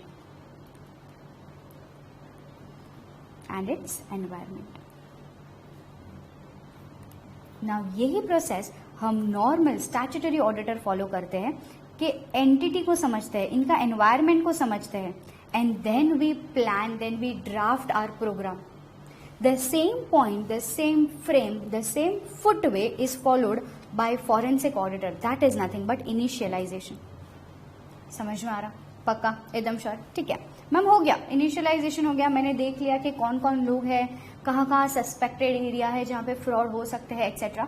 अब what next? Now we'll plan, now we'll design his programme. Now the next step जरा ध्यान दो. Step number 2 is develop a plan. Develop a plan मतलब क्या? वो meeting रखेंगे, लोगों से मिलेंगे, बातें करेंगे, इंक्वायरी कंडक्ट करेंगे, एविडेंसेस इकट्ठा करेंगे, ये सारा प्लान, ये सारा प्रोग्राम वो ड्राफ्ट करेंगे. समझ में आ रहा? What was the first step? Initialisation. Then I have a plan, and then ma'am plan के साथ साथ प्रोसीजर जब हम इकट्ठा करते हैं तो हमने नॉर्मल स्टैट्यूटरी ऑडिटर के लिए भी देखा था, ma'am I have to collect sufficient and appropriate audit evidence. याद आ रहा है? Same concept applies out over here as well. अब फॉरेंसिक ऑडिटर क्या करेगा? कंक्लूसिव एविडेंस इकट्ठा करेगा. कैसे एविडेंस? Conclusive evidence.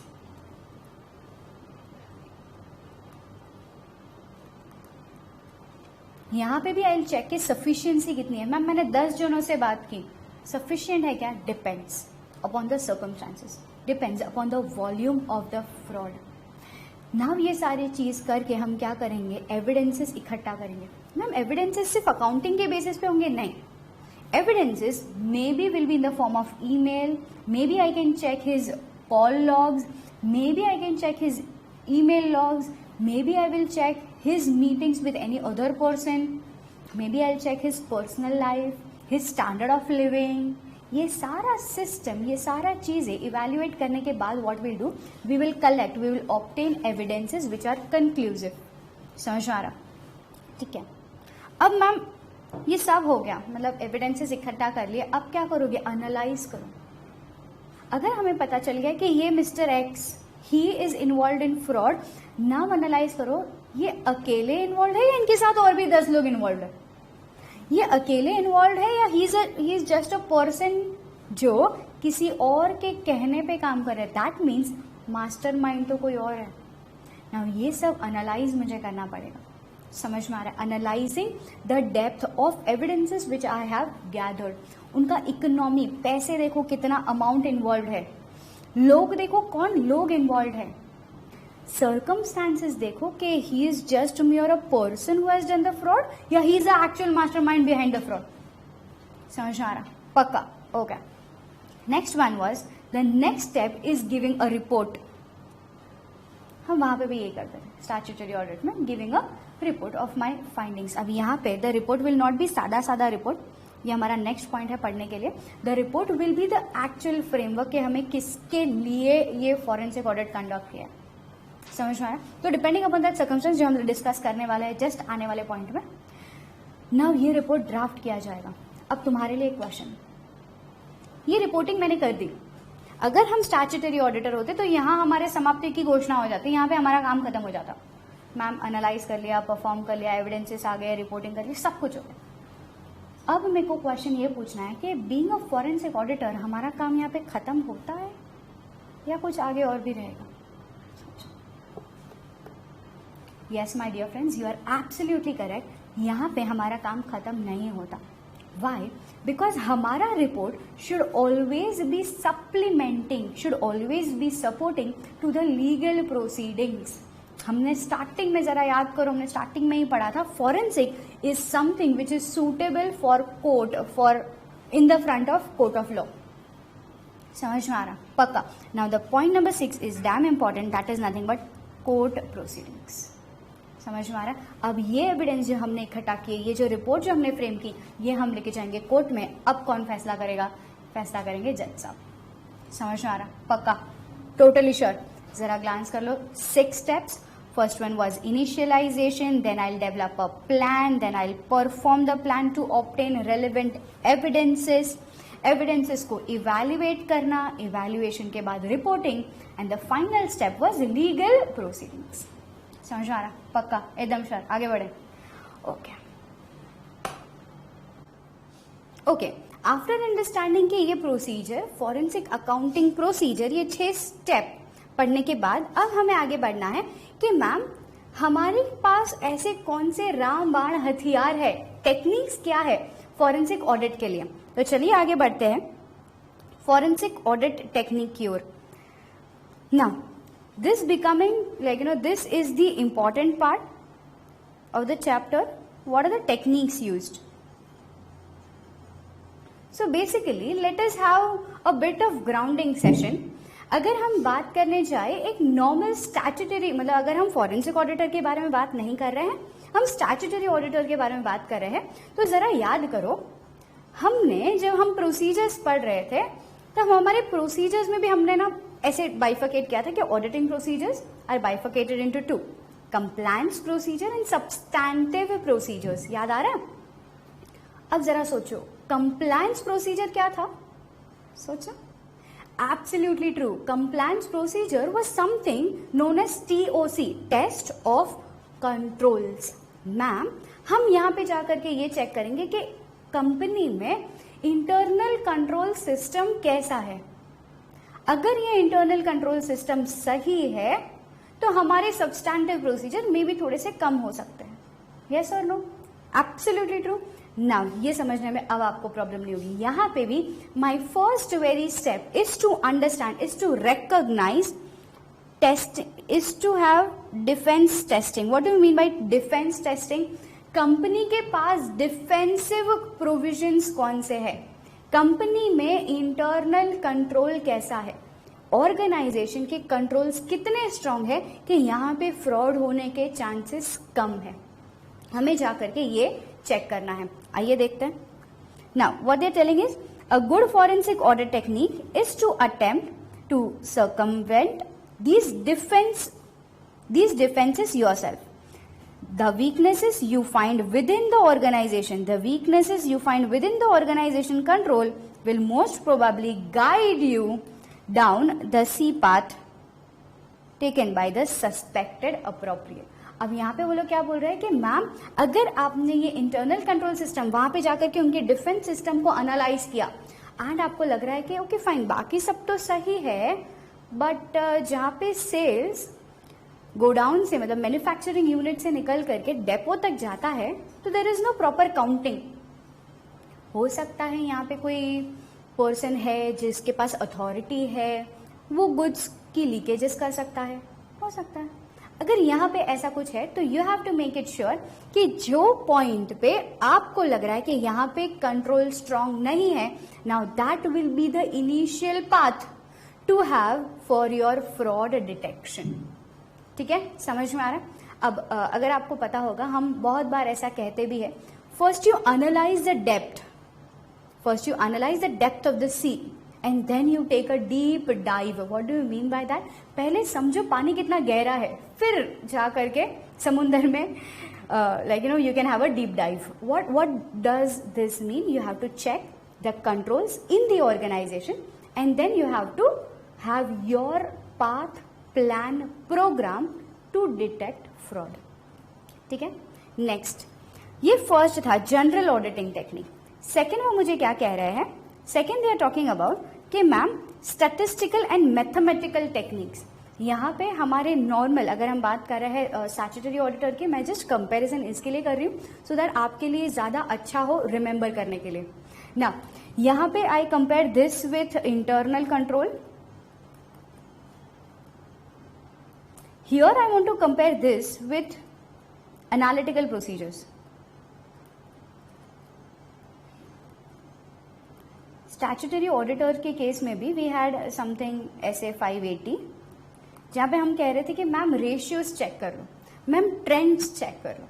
यहाँ पे भी you being a forensic auditor आपको भी ये सारे टेक्निक्स यूटिलाइज करने हैं सो दैट आपको पता चले कि कौन से पाथ में ज्यादा डिविएशन है। अगर आप रेशियोज चेक करो, अगर आप ट्रेंड्स चेक करो, what do you mean by actually the trends? जैसे इकोनॉमी में इकोनॉमिक साइकिल होती है, रिसेशन, डिप्रेशन। नाउ ये जो इकोनॉमिक साइकिल है, the same economic cycle is being followed in business organisation as well. Business के लिए भी कभी हम कह सकते हैं कि तेजी का समय है, कभी मंदी का समय है। Now you have to analyse कि अच्छा कौन सा period was a slack period was for the business and which period was a boom period for the business. अगर ये दोनों में आपको ये ट्रेंड समझ आ गया है तो यू विल एक्चुअली अंडरस्टैंड कि what is the fact, what is the amount of fraud, sales कितना होना चाहिए, कहाँ पे विंडो ड्रेसिंग किया गया है, ये सब आपको पता चलेगा when you will be having a mathematical tool. Mathematical tool क्या है? Trend analysis. एक बार ट्रेंड चेक करो and then it is ratio analysis. आपने स्टैट्यूटरी ऑडिट प्रोसीजर्स में भी ये सारी वाली बातें पढ़ी है, comparative financial statements, ratio analysis, analytical procedures, ये सारे टेक्निक्स हम यहाँ पे भी but with a very broad and open mind करेंगे, विथ अ डिटेक्टिव माइंड करेंगे। बिकॉज स्टैट्यूटरी ऑडिटर के केस में फ्रॉड है ऐसा कोई चांसेस अवेलेबल नहीं था। We were just checking, mere checking. Here being a forensic auditor you have already suspected fraud, you just have to detect it. अब कैसे, कहाँ, किसने किया ये फ्रॉड, ठीक है? वहां पे सस्पेक्ट नहीं हुआ था, यहाँ पे फ्रॉड सस्पेक्ट हो चुका है। Hence you need to have a detective mind, you need to have an investigative mind. ठीक है, आगे। अब this is the most important technique जो हम यहाँ पे पढ़ने वाले हैं, जो हमने स्टैट्यूटरी ऑडिटर में नहीं पढ़ा था. What is this technique? This technique is basically talking about use of technology, use of digital forensic techniques. अब थोड़ा सा समझते हैं. वाई डू यू फील कि यहाँ पे टेक्नोलॉजी की जरूरत पड़ सकती है मैम? मैं जाकर के 2 लोगों से बात कर लेता हूँ, मैं जाकर के कैशियर से बात कर लेता हूँ, ठीक है ना, उतना काफी हो जाएगा. काफी नहीं होगा my dear friends. Here as already discussed initial overview में जरा सा थोड़ा सा रिकैप करो. हमने वहां पे पढ़ा था कि आई जस्ट टोल्ड यू कि nowadays villains are not using mask and guns, but villains are using what? They are using mouse and keyboard. That means their tool of doing fraud is system, is computers. Now ये computers, ये system, ये window dressing, इसके basis पे frauds हो रहे हैं, इसके basis पे forensic मतलब इसके basis पे fraudulent activity हो रही है. And hence यहाँ पे मुझे important हो जाता है, जैसे चोर ने चोरी करते वक्त वो टेक्निक यूज की, मैं भी चोरी डिटेक्ट करते वक्त वही टेक्निक इस्तेमाल करूं. समझ में आ रहा है? And hence here what we are going to study? We are going to study कि ma'am what are the digital techniques available? How I can use technology to gather evidences. ठीक है? Okay. तो मैम क्या क्या कर सकते हैं हम यहाँ पे? समझो. I can actually go and check the system. Ma'am system में तो वो लोग ने वही इंफॉर्मेशन रखी होगी जो वो चाहते हैं आपको मिले. हाँ, I can do what? I can check their log. I can check the deleted files. Okay, deleted files चेक करेंगे. फॉर्मेट हो गए, हमको बहुत बार आंसर्स देते हैं हमारे अकाउंटेंट, हम कोई मैनेजर्स वगैरह से बात करते हैं तो वो लोग कहते हैं अरे मैम डेटा उड़ गया था, मैम हम पीसी चेक कर रहे थे बट डेटा उड़ गया. Now you have to make it sure that you know how to recover that data. अगर कोई डेटा है जो ऑफिस ऑर्गेनाइजेशंस में मैनेजर ने जिस डेटा पे वर्क किया था, ultimately now they are giving me an answer कि मैम डेटा नहीं है, डेटा फॉर्मेट हो गया, तो you should be able to recover those deleted files. ठीक है, अब वो सारी वाली बातें हमने बताई है. आगे विल बी स्टडिंग अबाउट के लाइव एनालिसिस. आप चेक करो कि अच्छा चोर ने चोरी करते वक्त कौन सा रास्ता अपनाया था, आप भी वो रास्ते पर चलिए, आपको पता चलेगा कि कौन से रिपाकेशंस है, क्या क्या चीजें अगर चोर ने चोरी की है तो कुछ तो सबूत छोड़ा होगा. Now they are talking about live analysis. ठीक है, what they have already told, they have told कि मैम लॉग्स चेक करो, लाइव एनालिसिस करो, डिलीटेड फाइल्स वगैरह चेक करो. Now there is a concept of encryption, cryptography. Now let us understand, like थोड़ा बहुत समझते हैं कि ये टेक्नोलॉजी, ये टेक्निक है क्या. चलो मैं आपको एक नॉर्मल एग्जांपल देती हूँ. बहुत बार अगर मैं कोई सेकेंड पार्टी के साथ बात कर रही हूँ एंड वो जो बातें हैं वो कॉन्फिडेंशियल है, मैं नहीं चाहती कि आप वो बातों को समझे. आप वो बातों को सुन सकते हैं बट समझ नहीं सकते. क्यों? अगर मैंने लैंग्वेज को एनकोड करके रखा है. What is the meaning of language encoding? मैं वो भाषा में बात कर रही हूँ जो मुझे एंड वो सेकेंड पर्सन को समझ में आएगा बट आपको नहीं आएगा. What is that? That is cryptography. That is where you encrypt your message. That is where you encrypt the message. आपने मैसेज को एक कोड के वाया एनक्रिप्ट किया है, आपका पार्टनर ही वो कोड को डिकोड करके मैसेज समझ सकता है. कोई अनदर पार्टी है, आप वहां पे हो, आपको नहीं समझेगा. समझ में आ रहा है? तो ये सारी टेक्निक्स आपको यूज करनी है. You should be able to crack that encryption. अगर एनक्रिप्शन हुआ है, क्रिप्टोग्राफी वगैरह यूज की है, you should be able to decode the codes and आपको वो मैसेज समझ में आना चाहिए. बहुत बार हम देखते हैं कि कुछ अलग सी लैंग्वेज में वो लोग मैसेज लिख के भेजते हैं. बहुत बारी मूवीज में आपको बताया जाता है कि मैसेज ऐसा कुछ तो लिखा हुआ है कि T9512 कुछ भी नंबर्स. अब ये क्या था मैम, कुछ समझ में नहीं आ रहा. अब समझो वो लोग ने किया क्या है. एक पर्सन ने दूसरे पर्सन को मैसेज किया बट मैसेज एनक्रिप्टेड है. मुझे वो एनक्रिप्शन को डिकोड करना नहीं आता है, इसमें समझ नहीं पाती कि क्या लिखा हुआ है. अब आपको वो टेक्निक से समझनी है कि ओके फाइन कि कैसे. आपको रीसेंट एग्जांपल देती हूँ. There was a movie which was based on bomb blast. वहां पे जो डिटेक्शन इन्वेस्टिगेशन वाली टीम थी, उन्होंने एक्चुअली कुछ तो ऐसे मैपिंग वगैरह की and they got the fact, क्योंकि फाइन मैम उन्होंने इस हिसाब से ट्रेस किया है so that the next place जहां पे बॉम्ब ब्लास्ट होने वाला है वो ये होगा। कैसे प्रेडिक्शन किया? प्रेडिक्शन इस हिसाब से किया कि उन्होंने वो जो एनक्रिप्शन था ना उनको उन्होंने डीकोड किया था। समझ में आ रहा है? तो ये सारी टेक्निक्स यहाँ पे मैं आपको मार्क कराऊंगी, आपके बुक में जाइए, वहां पे एनकेस, MD5, ये सारी क्या है? ये सारी एनक्रिप्शन टेक्निक्स है।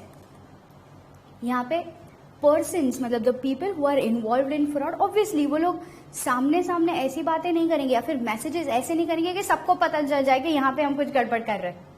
Now they will be using this encryption. आपको वो एनक्रिप्शन डीकोड करने आना चाहिए। तो there are certain tools, that is EnCase, MD5, etc. There is one more technique, steganography. अब what do we mean by steganography? Now we will not go much into the details. मैं सिर्फ overview आपको बताती हूँ कि ये techniques कैसे use करते हैं। When we talk about steganography, मैं आपको एक चीज समझाती हूँ। एनक्रिप्शन में क्या हुआ था? एनक्रिप्शन में देयर वाज अ मैसेज जो कोडेड था एंड थर्ड पार्टी ने उसको डिकोड किया। मतलब आप, you being a forensic auditor, आपको समझ में आ रहा है कि कुछ तो मैसेज जा रहा है, ठीक है। स्टेगनोग्राफी में आपको समझेगा ही नहीं कि मैसेज जा रहा है। नाउ थोड़ा सा लिंक कराती हूँ। आपने देखा होगा पुराने जमाने में मल्टीपल टाइम्स लोग कैसे कैसे टेक्निक्स यूज करते थे। लोग एक पेपर लेते थे, विनेगर, लेमन्स, इन सब का यूज करके they use to write something and आपको लगता था कि वो कागज तो एकदम ही कोरा कागज है। आपको फोटो में दिखाई दे रहा होगा, ये कागज तो एकदम कोरा कागज है, बट ये मैसेज जब भी थर्ड पार्टी को मिलता था वो कभी कभी ना ऐसे आग में रख करके उसको हीट करके थोड़े बहुत वर्ड्स फाइंड करने की कोशिश करते थे। बादशाह मूवी देखी होगी तो आपने आपको समझेगा, these were the techniques which were used by the detectives. बादशाह मूवी में, शाहरुख खान वाली मूवी थी, वहां पे उन्होंने एक्चुअली ये सारी टेक्निक्स का इस्तेमाल किया था। ये देयर आर सर्टेन पेजेस जिसमें मैं लिख तो रही हूं, आपको समझेगा ही नहीं कि कुछ लिखा हुआ है, बट जो पर्सन को मैं ये मैसेज देना चाहती हूँ वो समझ जाएगा। क्यों? उनके पास ऐसी टेक्निक्स है कि वो पढ़ पाए। शायद मैं उसको गर्म करूंगी, कैंडल के ऊपर रखूंगी, पेपर पे वो जो वर्ड्स है वो उभर करके आएंगे, एक्सेट्रा। ये सारी टेक्निक्स जो हम फिजिकली यूज करते थे, अब ये सारी टेक्निक्स हम डिजिटली यूज कर रहे हैं, वाया कंप्यूटर्स यूज कर रहे हैं। यहाँ पे via pictures, via MP3, via videos अपने मैसेजेस में छुपा करके भेज सकती हूँ। आपको पता भी नहीं चलेगा कि अच्छा ये MP3 फाइल में, ये पिक्चर फाइल में या फिर वीडियो फाइल में मैसेज चला गया। Now these all are the techniques used by the people who are involved in fraud. आपको भी ये सारी टेक्निक्स आनी चाहिए because you are the one who should understand this techniques.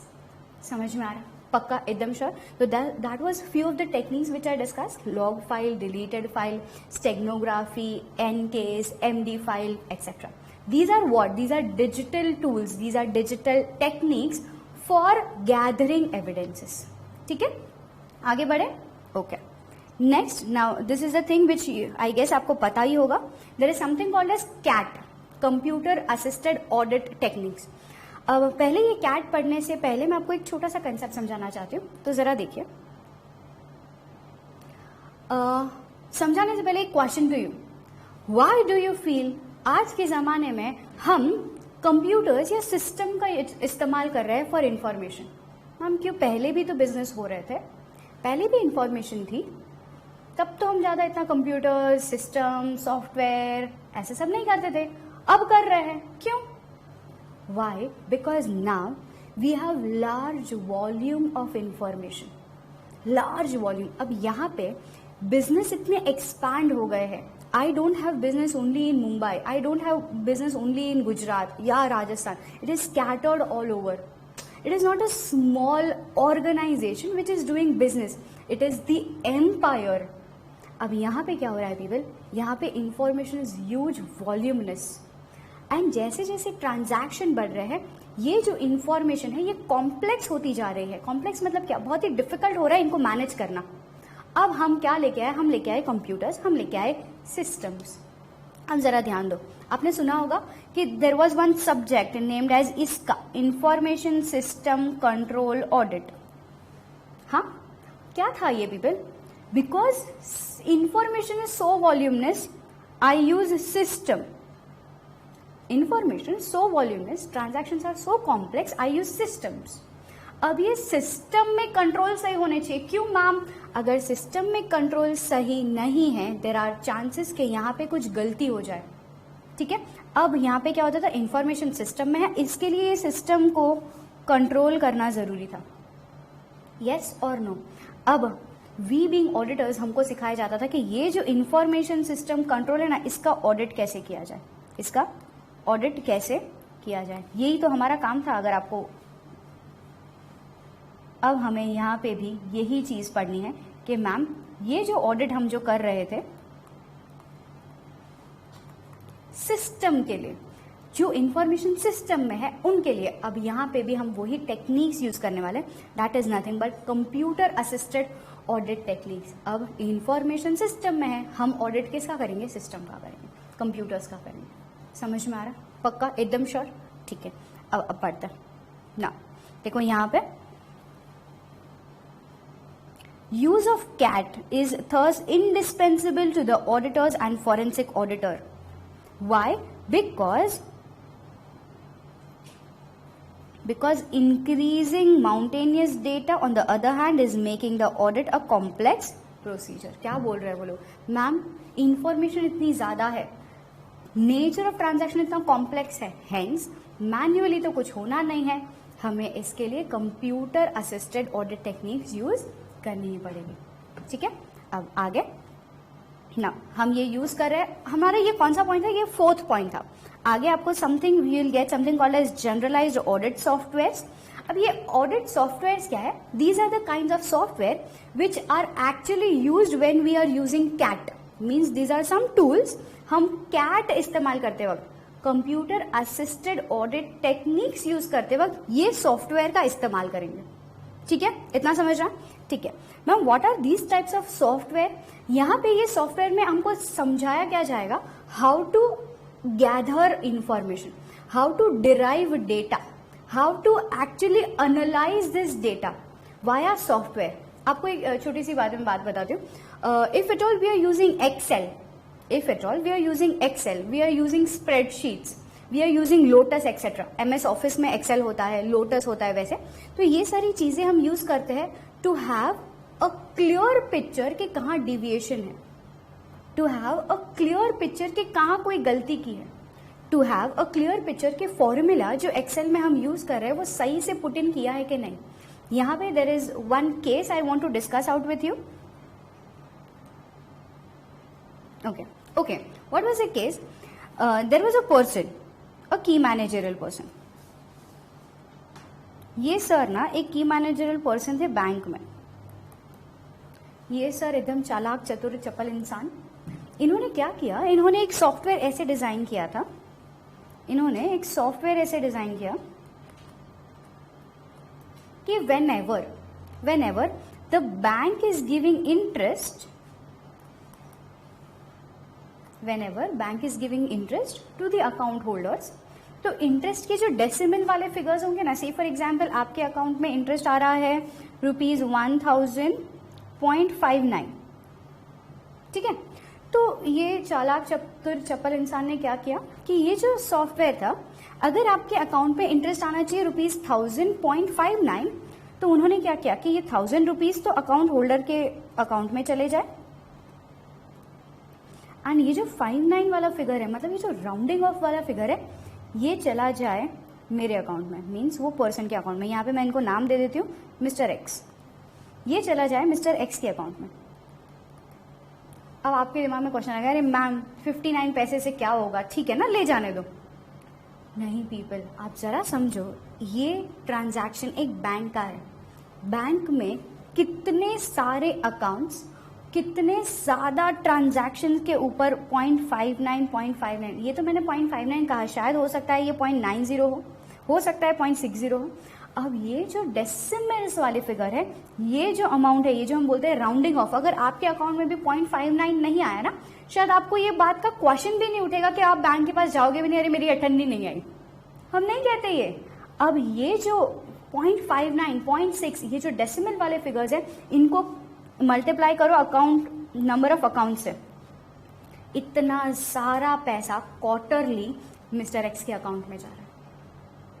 समझ में आ रहा है? What is this ma'am? This is where he has used certain software. Ma'am accounts में बैंक में सॉफ्टवेयर यूज होते हैं। हाँ जी, अकाउंट सेटल करने के लिए, इंटरेस्ट पेमेंट करने के लिए, टीडीएस वगैरह के लिए we have software, we don't have manual thing. मैं जाकर के मैन्युअली ये एंट्री पास नहीं करती। Now this is all based on software. Now I, being a forensic auditor, I have to take care कि अच्छा ये सारे सॉफ्टवेयर की नॉलेज मुझे है एंड ये सब मैं ट्राई, टेस्ट, चेक करने के बाद काम कर रही हूँ। समझ में आ रहा है? केस समझा? आगे बढ़े? ठीक है। Okay, coming back. Now that was all about your generalised audit software, जहाँ पे audit command language, interactive data extraction analysis, what if procedure, ये जो हम बता रहे थे what is what if procedures, what if scenario, अगर ऐसा होता तो क्या। मतलब यहाँ पे अगर मैं ये क्वेश्चन आपसे रिलेट करने की कोशिश करूं, अगर आप फॉरेंसिक ऑडिटर होते तो आपको समझना चाहिए था अच्छा ये 0.59 इनके अकाउंट में नहीं जा रहा तो कहाँ जा रहा है। ये जो क्यूरियोसिटी वाला माइंड है, ये जो सिनेरियो है, ये आपको समझना चाहिए। ठीक है, next is data mining techniques, sorry एक भूल गए हम। Next is common software tools. ये वो वाले टूल्स है जो मैं आपको बता रही थी, एक्सेल, देखो यहाँ पे लिखा हुआ है MS Excel, spreadsheet, Lotus etcetera. Now यहाँ पे ये सारे टेक्निक्स क्या है, basically these are computer assisted audit techniques के लिए हम यूज करते हैं। ये सारे सिस्टम्स है, ये सारे सॉफ्टवेयर है which will actually help me to carry on my audit techniques with ease. Easy way से हम ये सारे एक्सट्रैक्शन, डेटा वगैरह एक्सट्रैक्ट कर सकते हैं। ठीक है, next and the important short note 7, question number 7 में पूछ सकते हैं data mining technique. Now what do you mean by data mining? Basically data mining is gathering data, जितना हो सके उतना इंफॉर्मेशन गैदर कर लो, that is the process of data mining. यहां पे मैं इसको ना 3 हिस्सों में बांटने की कोशिश कर रही हूं। Now what is it? Data mining is basically about discovery of what? Discovery of data. Then you have prediction model, predictive model and deviation.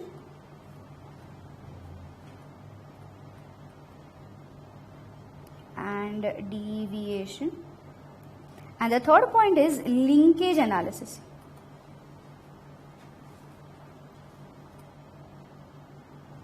समझते ये है क्या? When we talk about data mining, तो ये डेटा माइनिंग में ना 3 चीजें हमें ध्यान में रखनी है। Data mining means what? Data mining means extraction, जितना हो सके उतनी इंफॉर्मेशन गैदर करो, डिस्कवर करो। मैम ठीक है, हमने डेटा एक्सट्रैक्ट किया, इंफॉर्मेशन गैदर की, सारे एविडेंसेस इकट्ठा किए, अब क्या? अब वो लोग मुझे बोल रहे हैं कि मैम इन्हें ना आप प्रेडिक्ट करो। Predict means what? आप अंदाजा लगाओ ये चीज कैसी होनी चाहिए एंड कैसी है। समझो, अगर हमने कोई डेटा गैदर किया है, आप अंदाजा लगाओ, अब प्रेडिक्ट करो कि सिस्टम कैसे होना चाहिए या कंक्लूजन कैसे होना चाहिए, बट क्या है। अब आप प्रेडिक्शन मॉडल के साथ यू हैव डिविएशन। डिविएशन मतलब क्या? यूल हैव अ गैप, ये एक्चुअली ऐसा होना चाहिए था बट है क्या ऐसा। अब यूल हैव अ डिविएशन। अब बोलो, मुझे बोले now at the end you have linkages. What do you mean bye linkage analysis? इतना सारा डेटा आपको मिला है, आप एक एक कड़ी जोड़ते जाओ, आपको पता चलेगा कि कहाँ गड़बड़ हुई है। समझ में आ रहा? That was a overall concept of data mining techniques. यहाँ पे डेटा माइनिंग में हम क्या करें मैम? सिर्फ कंप्यूटर का इस्तेमाल करेंगे। कंप्यूटर के साथ साथ फिजिकली अगर हम कोई क्वेश्चनएयर से, कोई पर्सन को इंटरोगेट करने से, अगर जितना डेटा हमें मिला है, एविडेंसेस हमें मिले हैं, इंफॉर्मेशन हमें मिला है, बेसिकली इसको गैदर करो। 3 पार्ट्स क्या बोले हमने? डिस्कवर करो, मैक्सिमम डेटा डिस्कवर करते जाओ। Then without having knowledge of the fraud आप प्रेडिक्ट करो, आप प्रेडिक्ट करो कि कैसा होना चाहिए। बट मैम आपने जो प्रेडिक्ट किया एंड जो एक्चुअल है इसमें डिविएशन होगा। हाँ, बिकॉज फ्रॉड, कुछ तो गड़बड़ हुआ है। Now that was a second point कि yes ma'am you will have a prediction and you will have the actual scenario and you have certain deviation. And the third point is कि ma'am अब यहाँ पे सारी information जो आपको मिले इसमें कड़ी जोड़ते जाओ, मीन्स लिंकेज करते जाओ and you will reach to a final conclusion. समझ में आ रहा है? ठीक है, now let me read it out over your.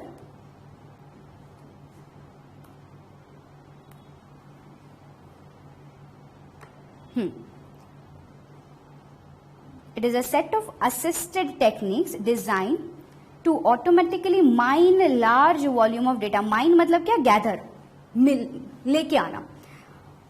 Hidden or unexpected information.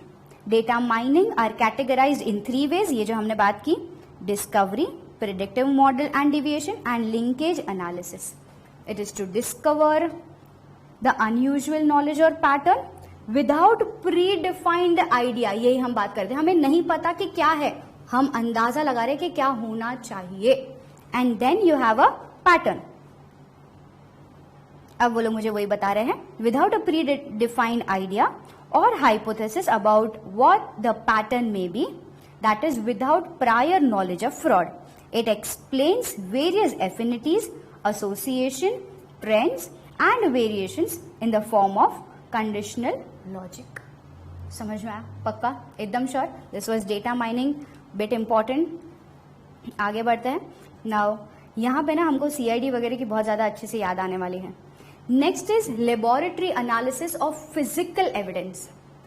अब लेबोरेटरी एविडेंसेस मतलब जो डॉक्टर सालूम के करते हैं, ये वो वाली बात है ना. यहाँ पे हम क्या करेंगे, हम फिजिकल एविडेंसेस जो हमने गैदर किया, हमको जो डॉक्यूमेंट्स मिले हैं, मे बी हमको बहुत सारी डीड मिली होंगी, मे बी कोई कॉन्ट्रैक्ट मिला होगा, ये सारों का हम फिजिकल एविडेंसेस कराएंगे. मैम फिजिकल एविडेंसेस मतलब फिंगरप्रिंट्स लो कि ये जो डॉक्यूमेंट हमें मिला है, ये जो डॉक्यूमेंट हमें मिला है, इस पे जो सिग्नेचर है वो मिस्टर ए की है, क्रॉस वेरिफिकेशन करो.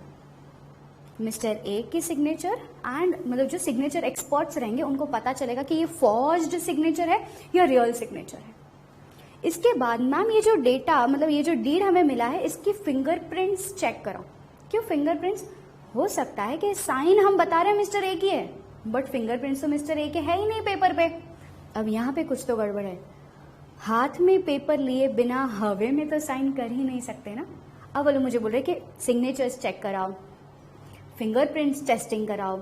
यहाँ पे we will also have document dating. What do mean by document dating? Ma'am dates check करो. Document dating means what? Document dating means we have to analyse कि ये जो डॉक्यूमेंट है वो कितना पुराना है. Because many a times contract बहुत बार से फॉर एग्जाम्पल लीज कॉन्ट्रैक्ट है, प्रॉपर्टी डीड्स है, प्रॉपर्टी अग्रीमेंट्स है, जरूरी नहीं है कि ये रीसेंट डीड्स हो, जरूरी नहीं है कि ये जो कॉन्ट्रैक्ट हो वो रीसेंट हो, बहुत सालों पहले का हो सकता है. अब यहाँ पे अगर किसी ने फॉर्ज्ड डॉक्यूमेंट्स बनाए हैं तो यू हैव टू चेक कि अच्छा कॉन्ट्रैक्ट तो 10 साल पहले हो गया था, बट डीड तो ऐसी लग रही है ताजा ताजा जब भी आज ही बनाई है वैसी. This is known as document dating. अब चेक कराओ कि पेपर कितना पुराना है. जैसे आपने बचपन में कंसेप्ट पढ़ा होगा carbon dating and all. Now you have to check document dating, document कितना पुराना है. ठीक है, तो ये सारी वाली बातें, फिजिकल एग्जामिनेशन करवाना, ये सारी वाली बातें हमें चेक करनी है. देखो यहाँ पे हम पढ़ रहे हैं federal rules and evidences, chain of custody, altered and fictitious data. What do you mean bye altered and fictitious data? अगर कहीं पे कुछ ऑल्टरेशन हुआ है डेटा में तो वो चेक करो.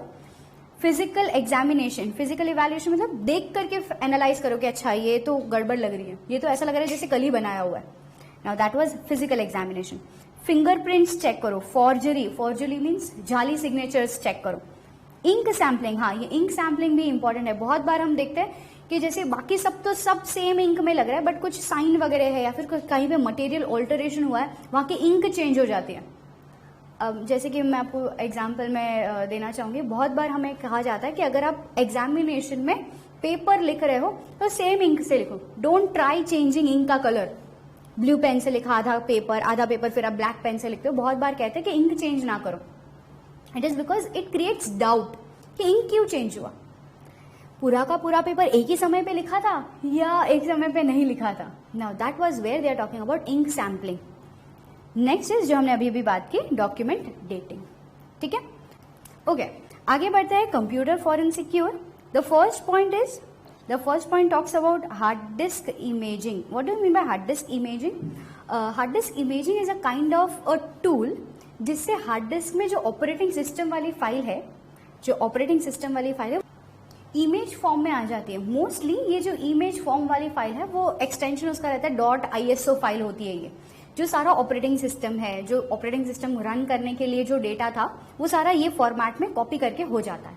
ठीक है, Next is email analysis. Email analysis means what? Email analysis talks about you have to check the email trails.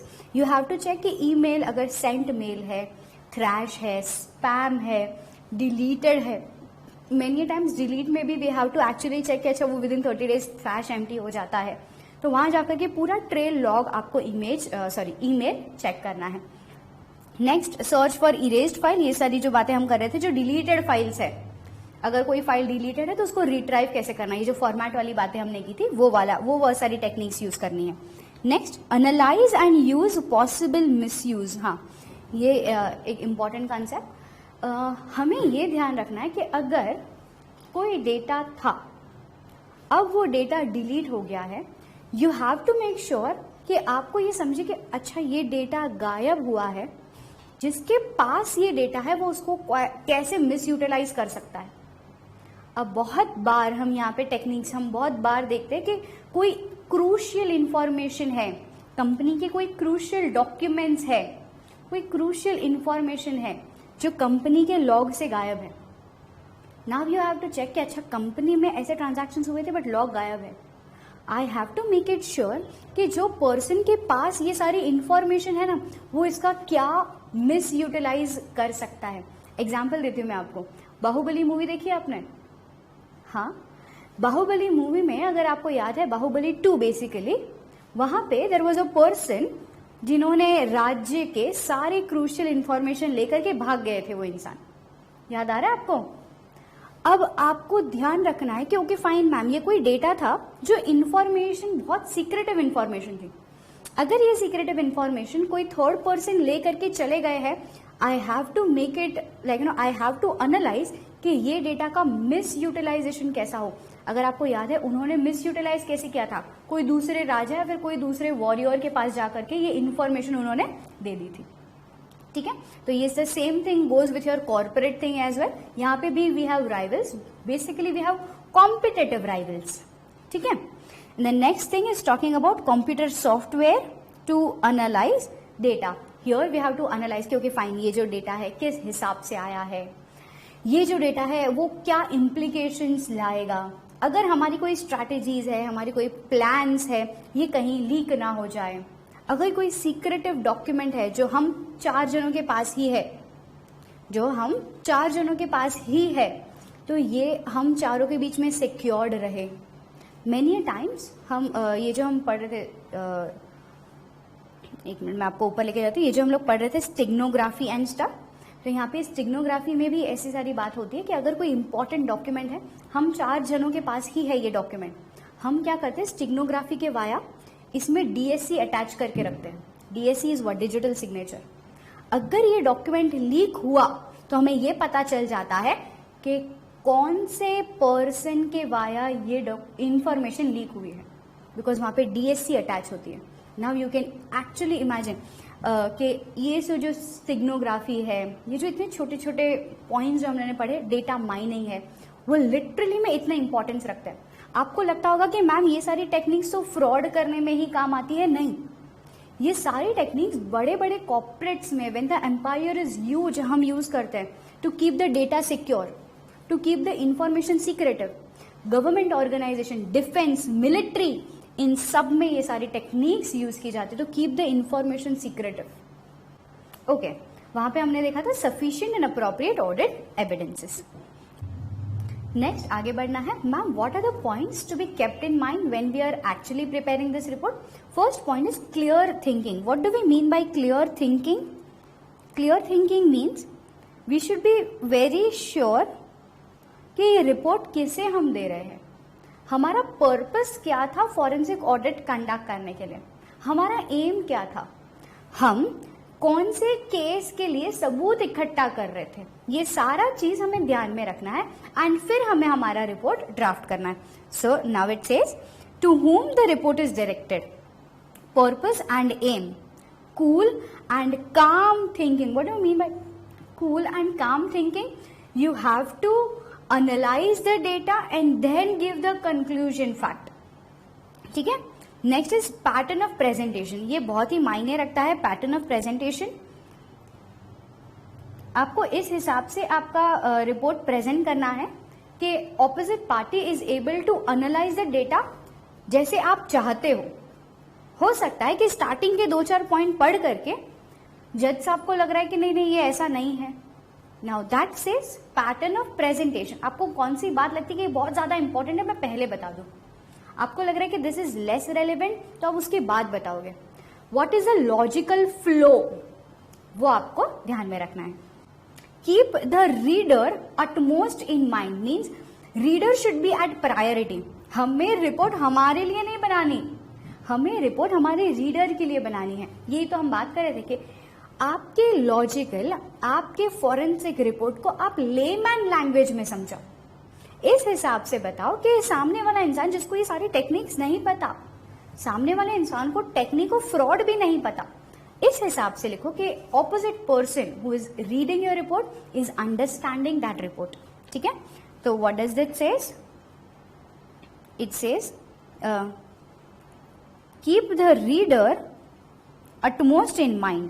What do you mean by that?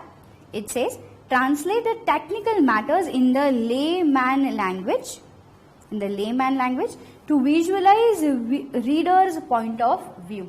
To visualize reader's point of view कि reader क्या समझेंगे, क्या सोचेंगे ये report पढ़ के.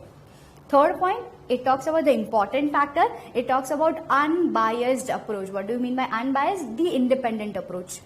यहाँ पे मुझे ऐसे रिपोर्ट ड्राफ्ट करनी है कि ऑडिटी, जो पर्सन ऑडिट करवा रहे हैं, इनके वाया क्या होना चाहिए. I should not have biasness. ठीक है, that talks about unbiased approach.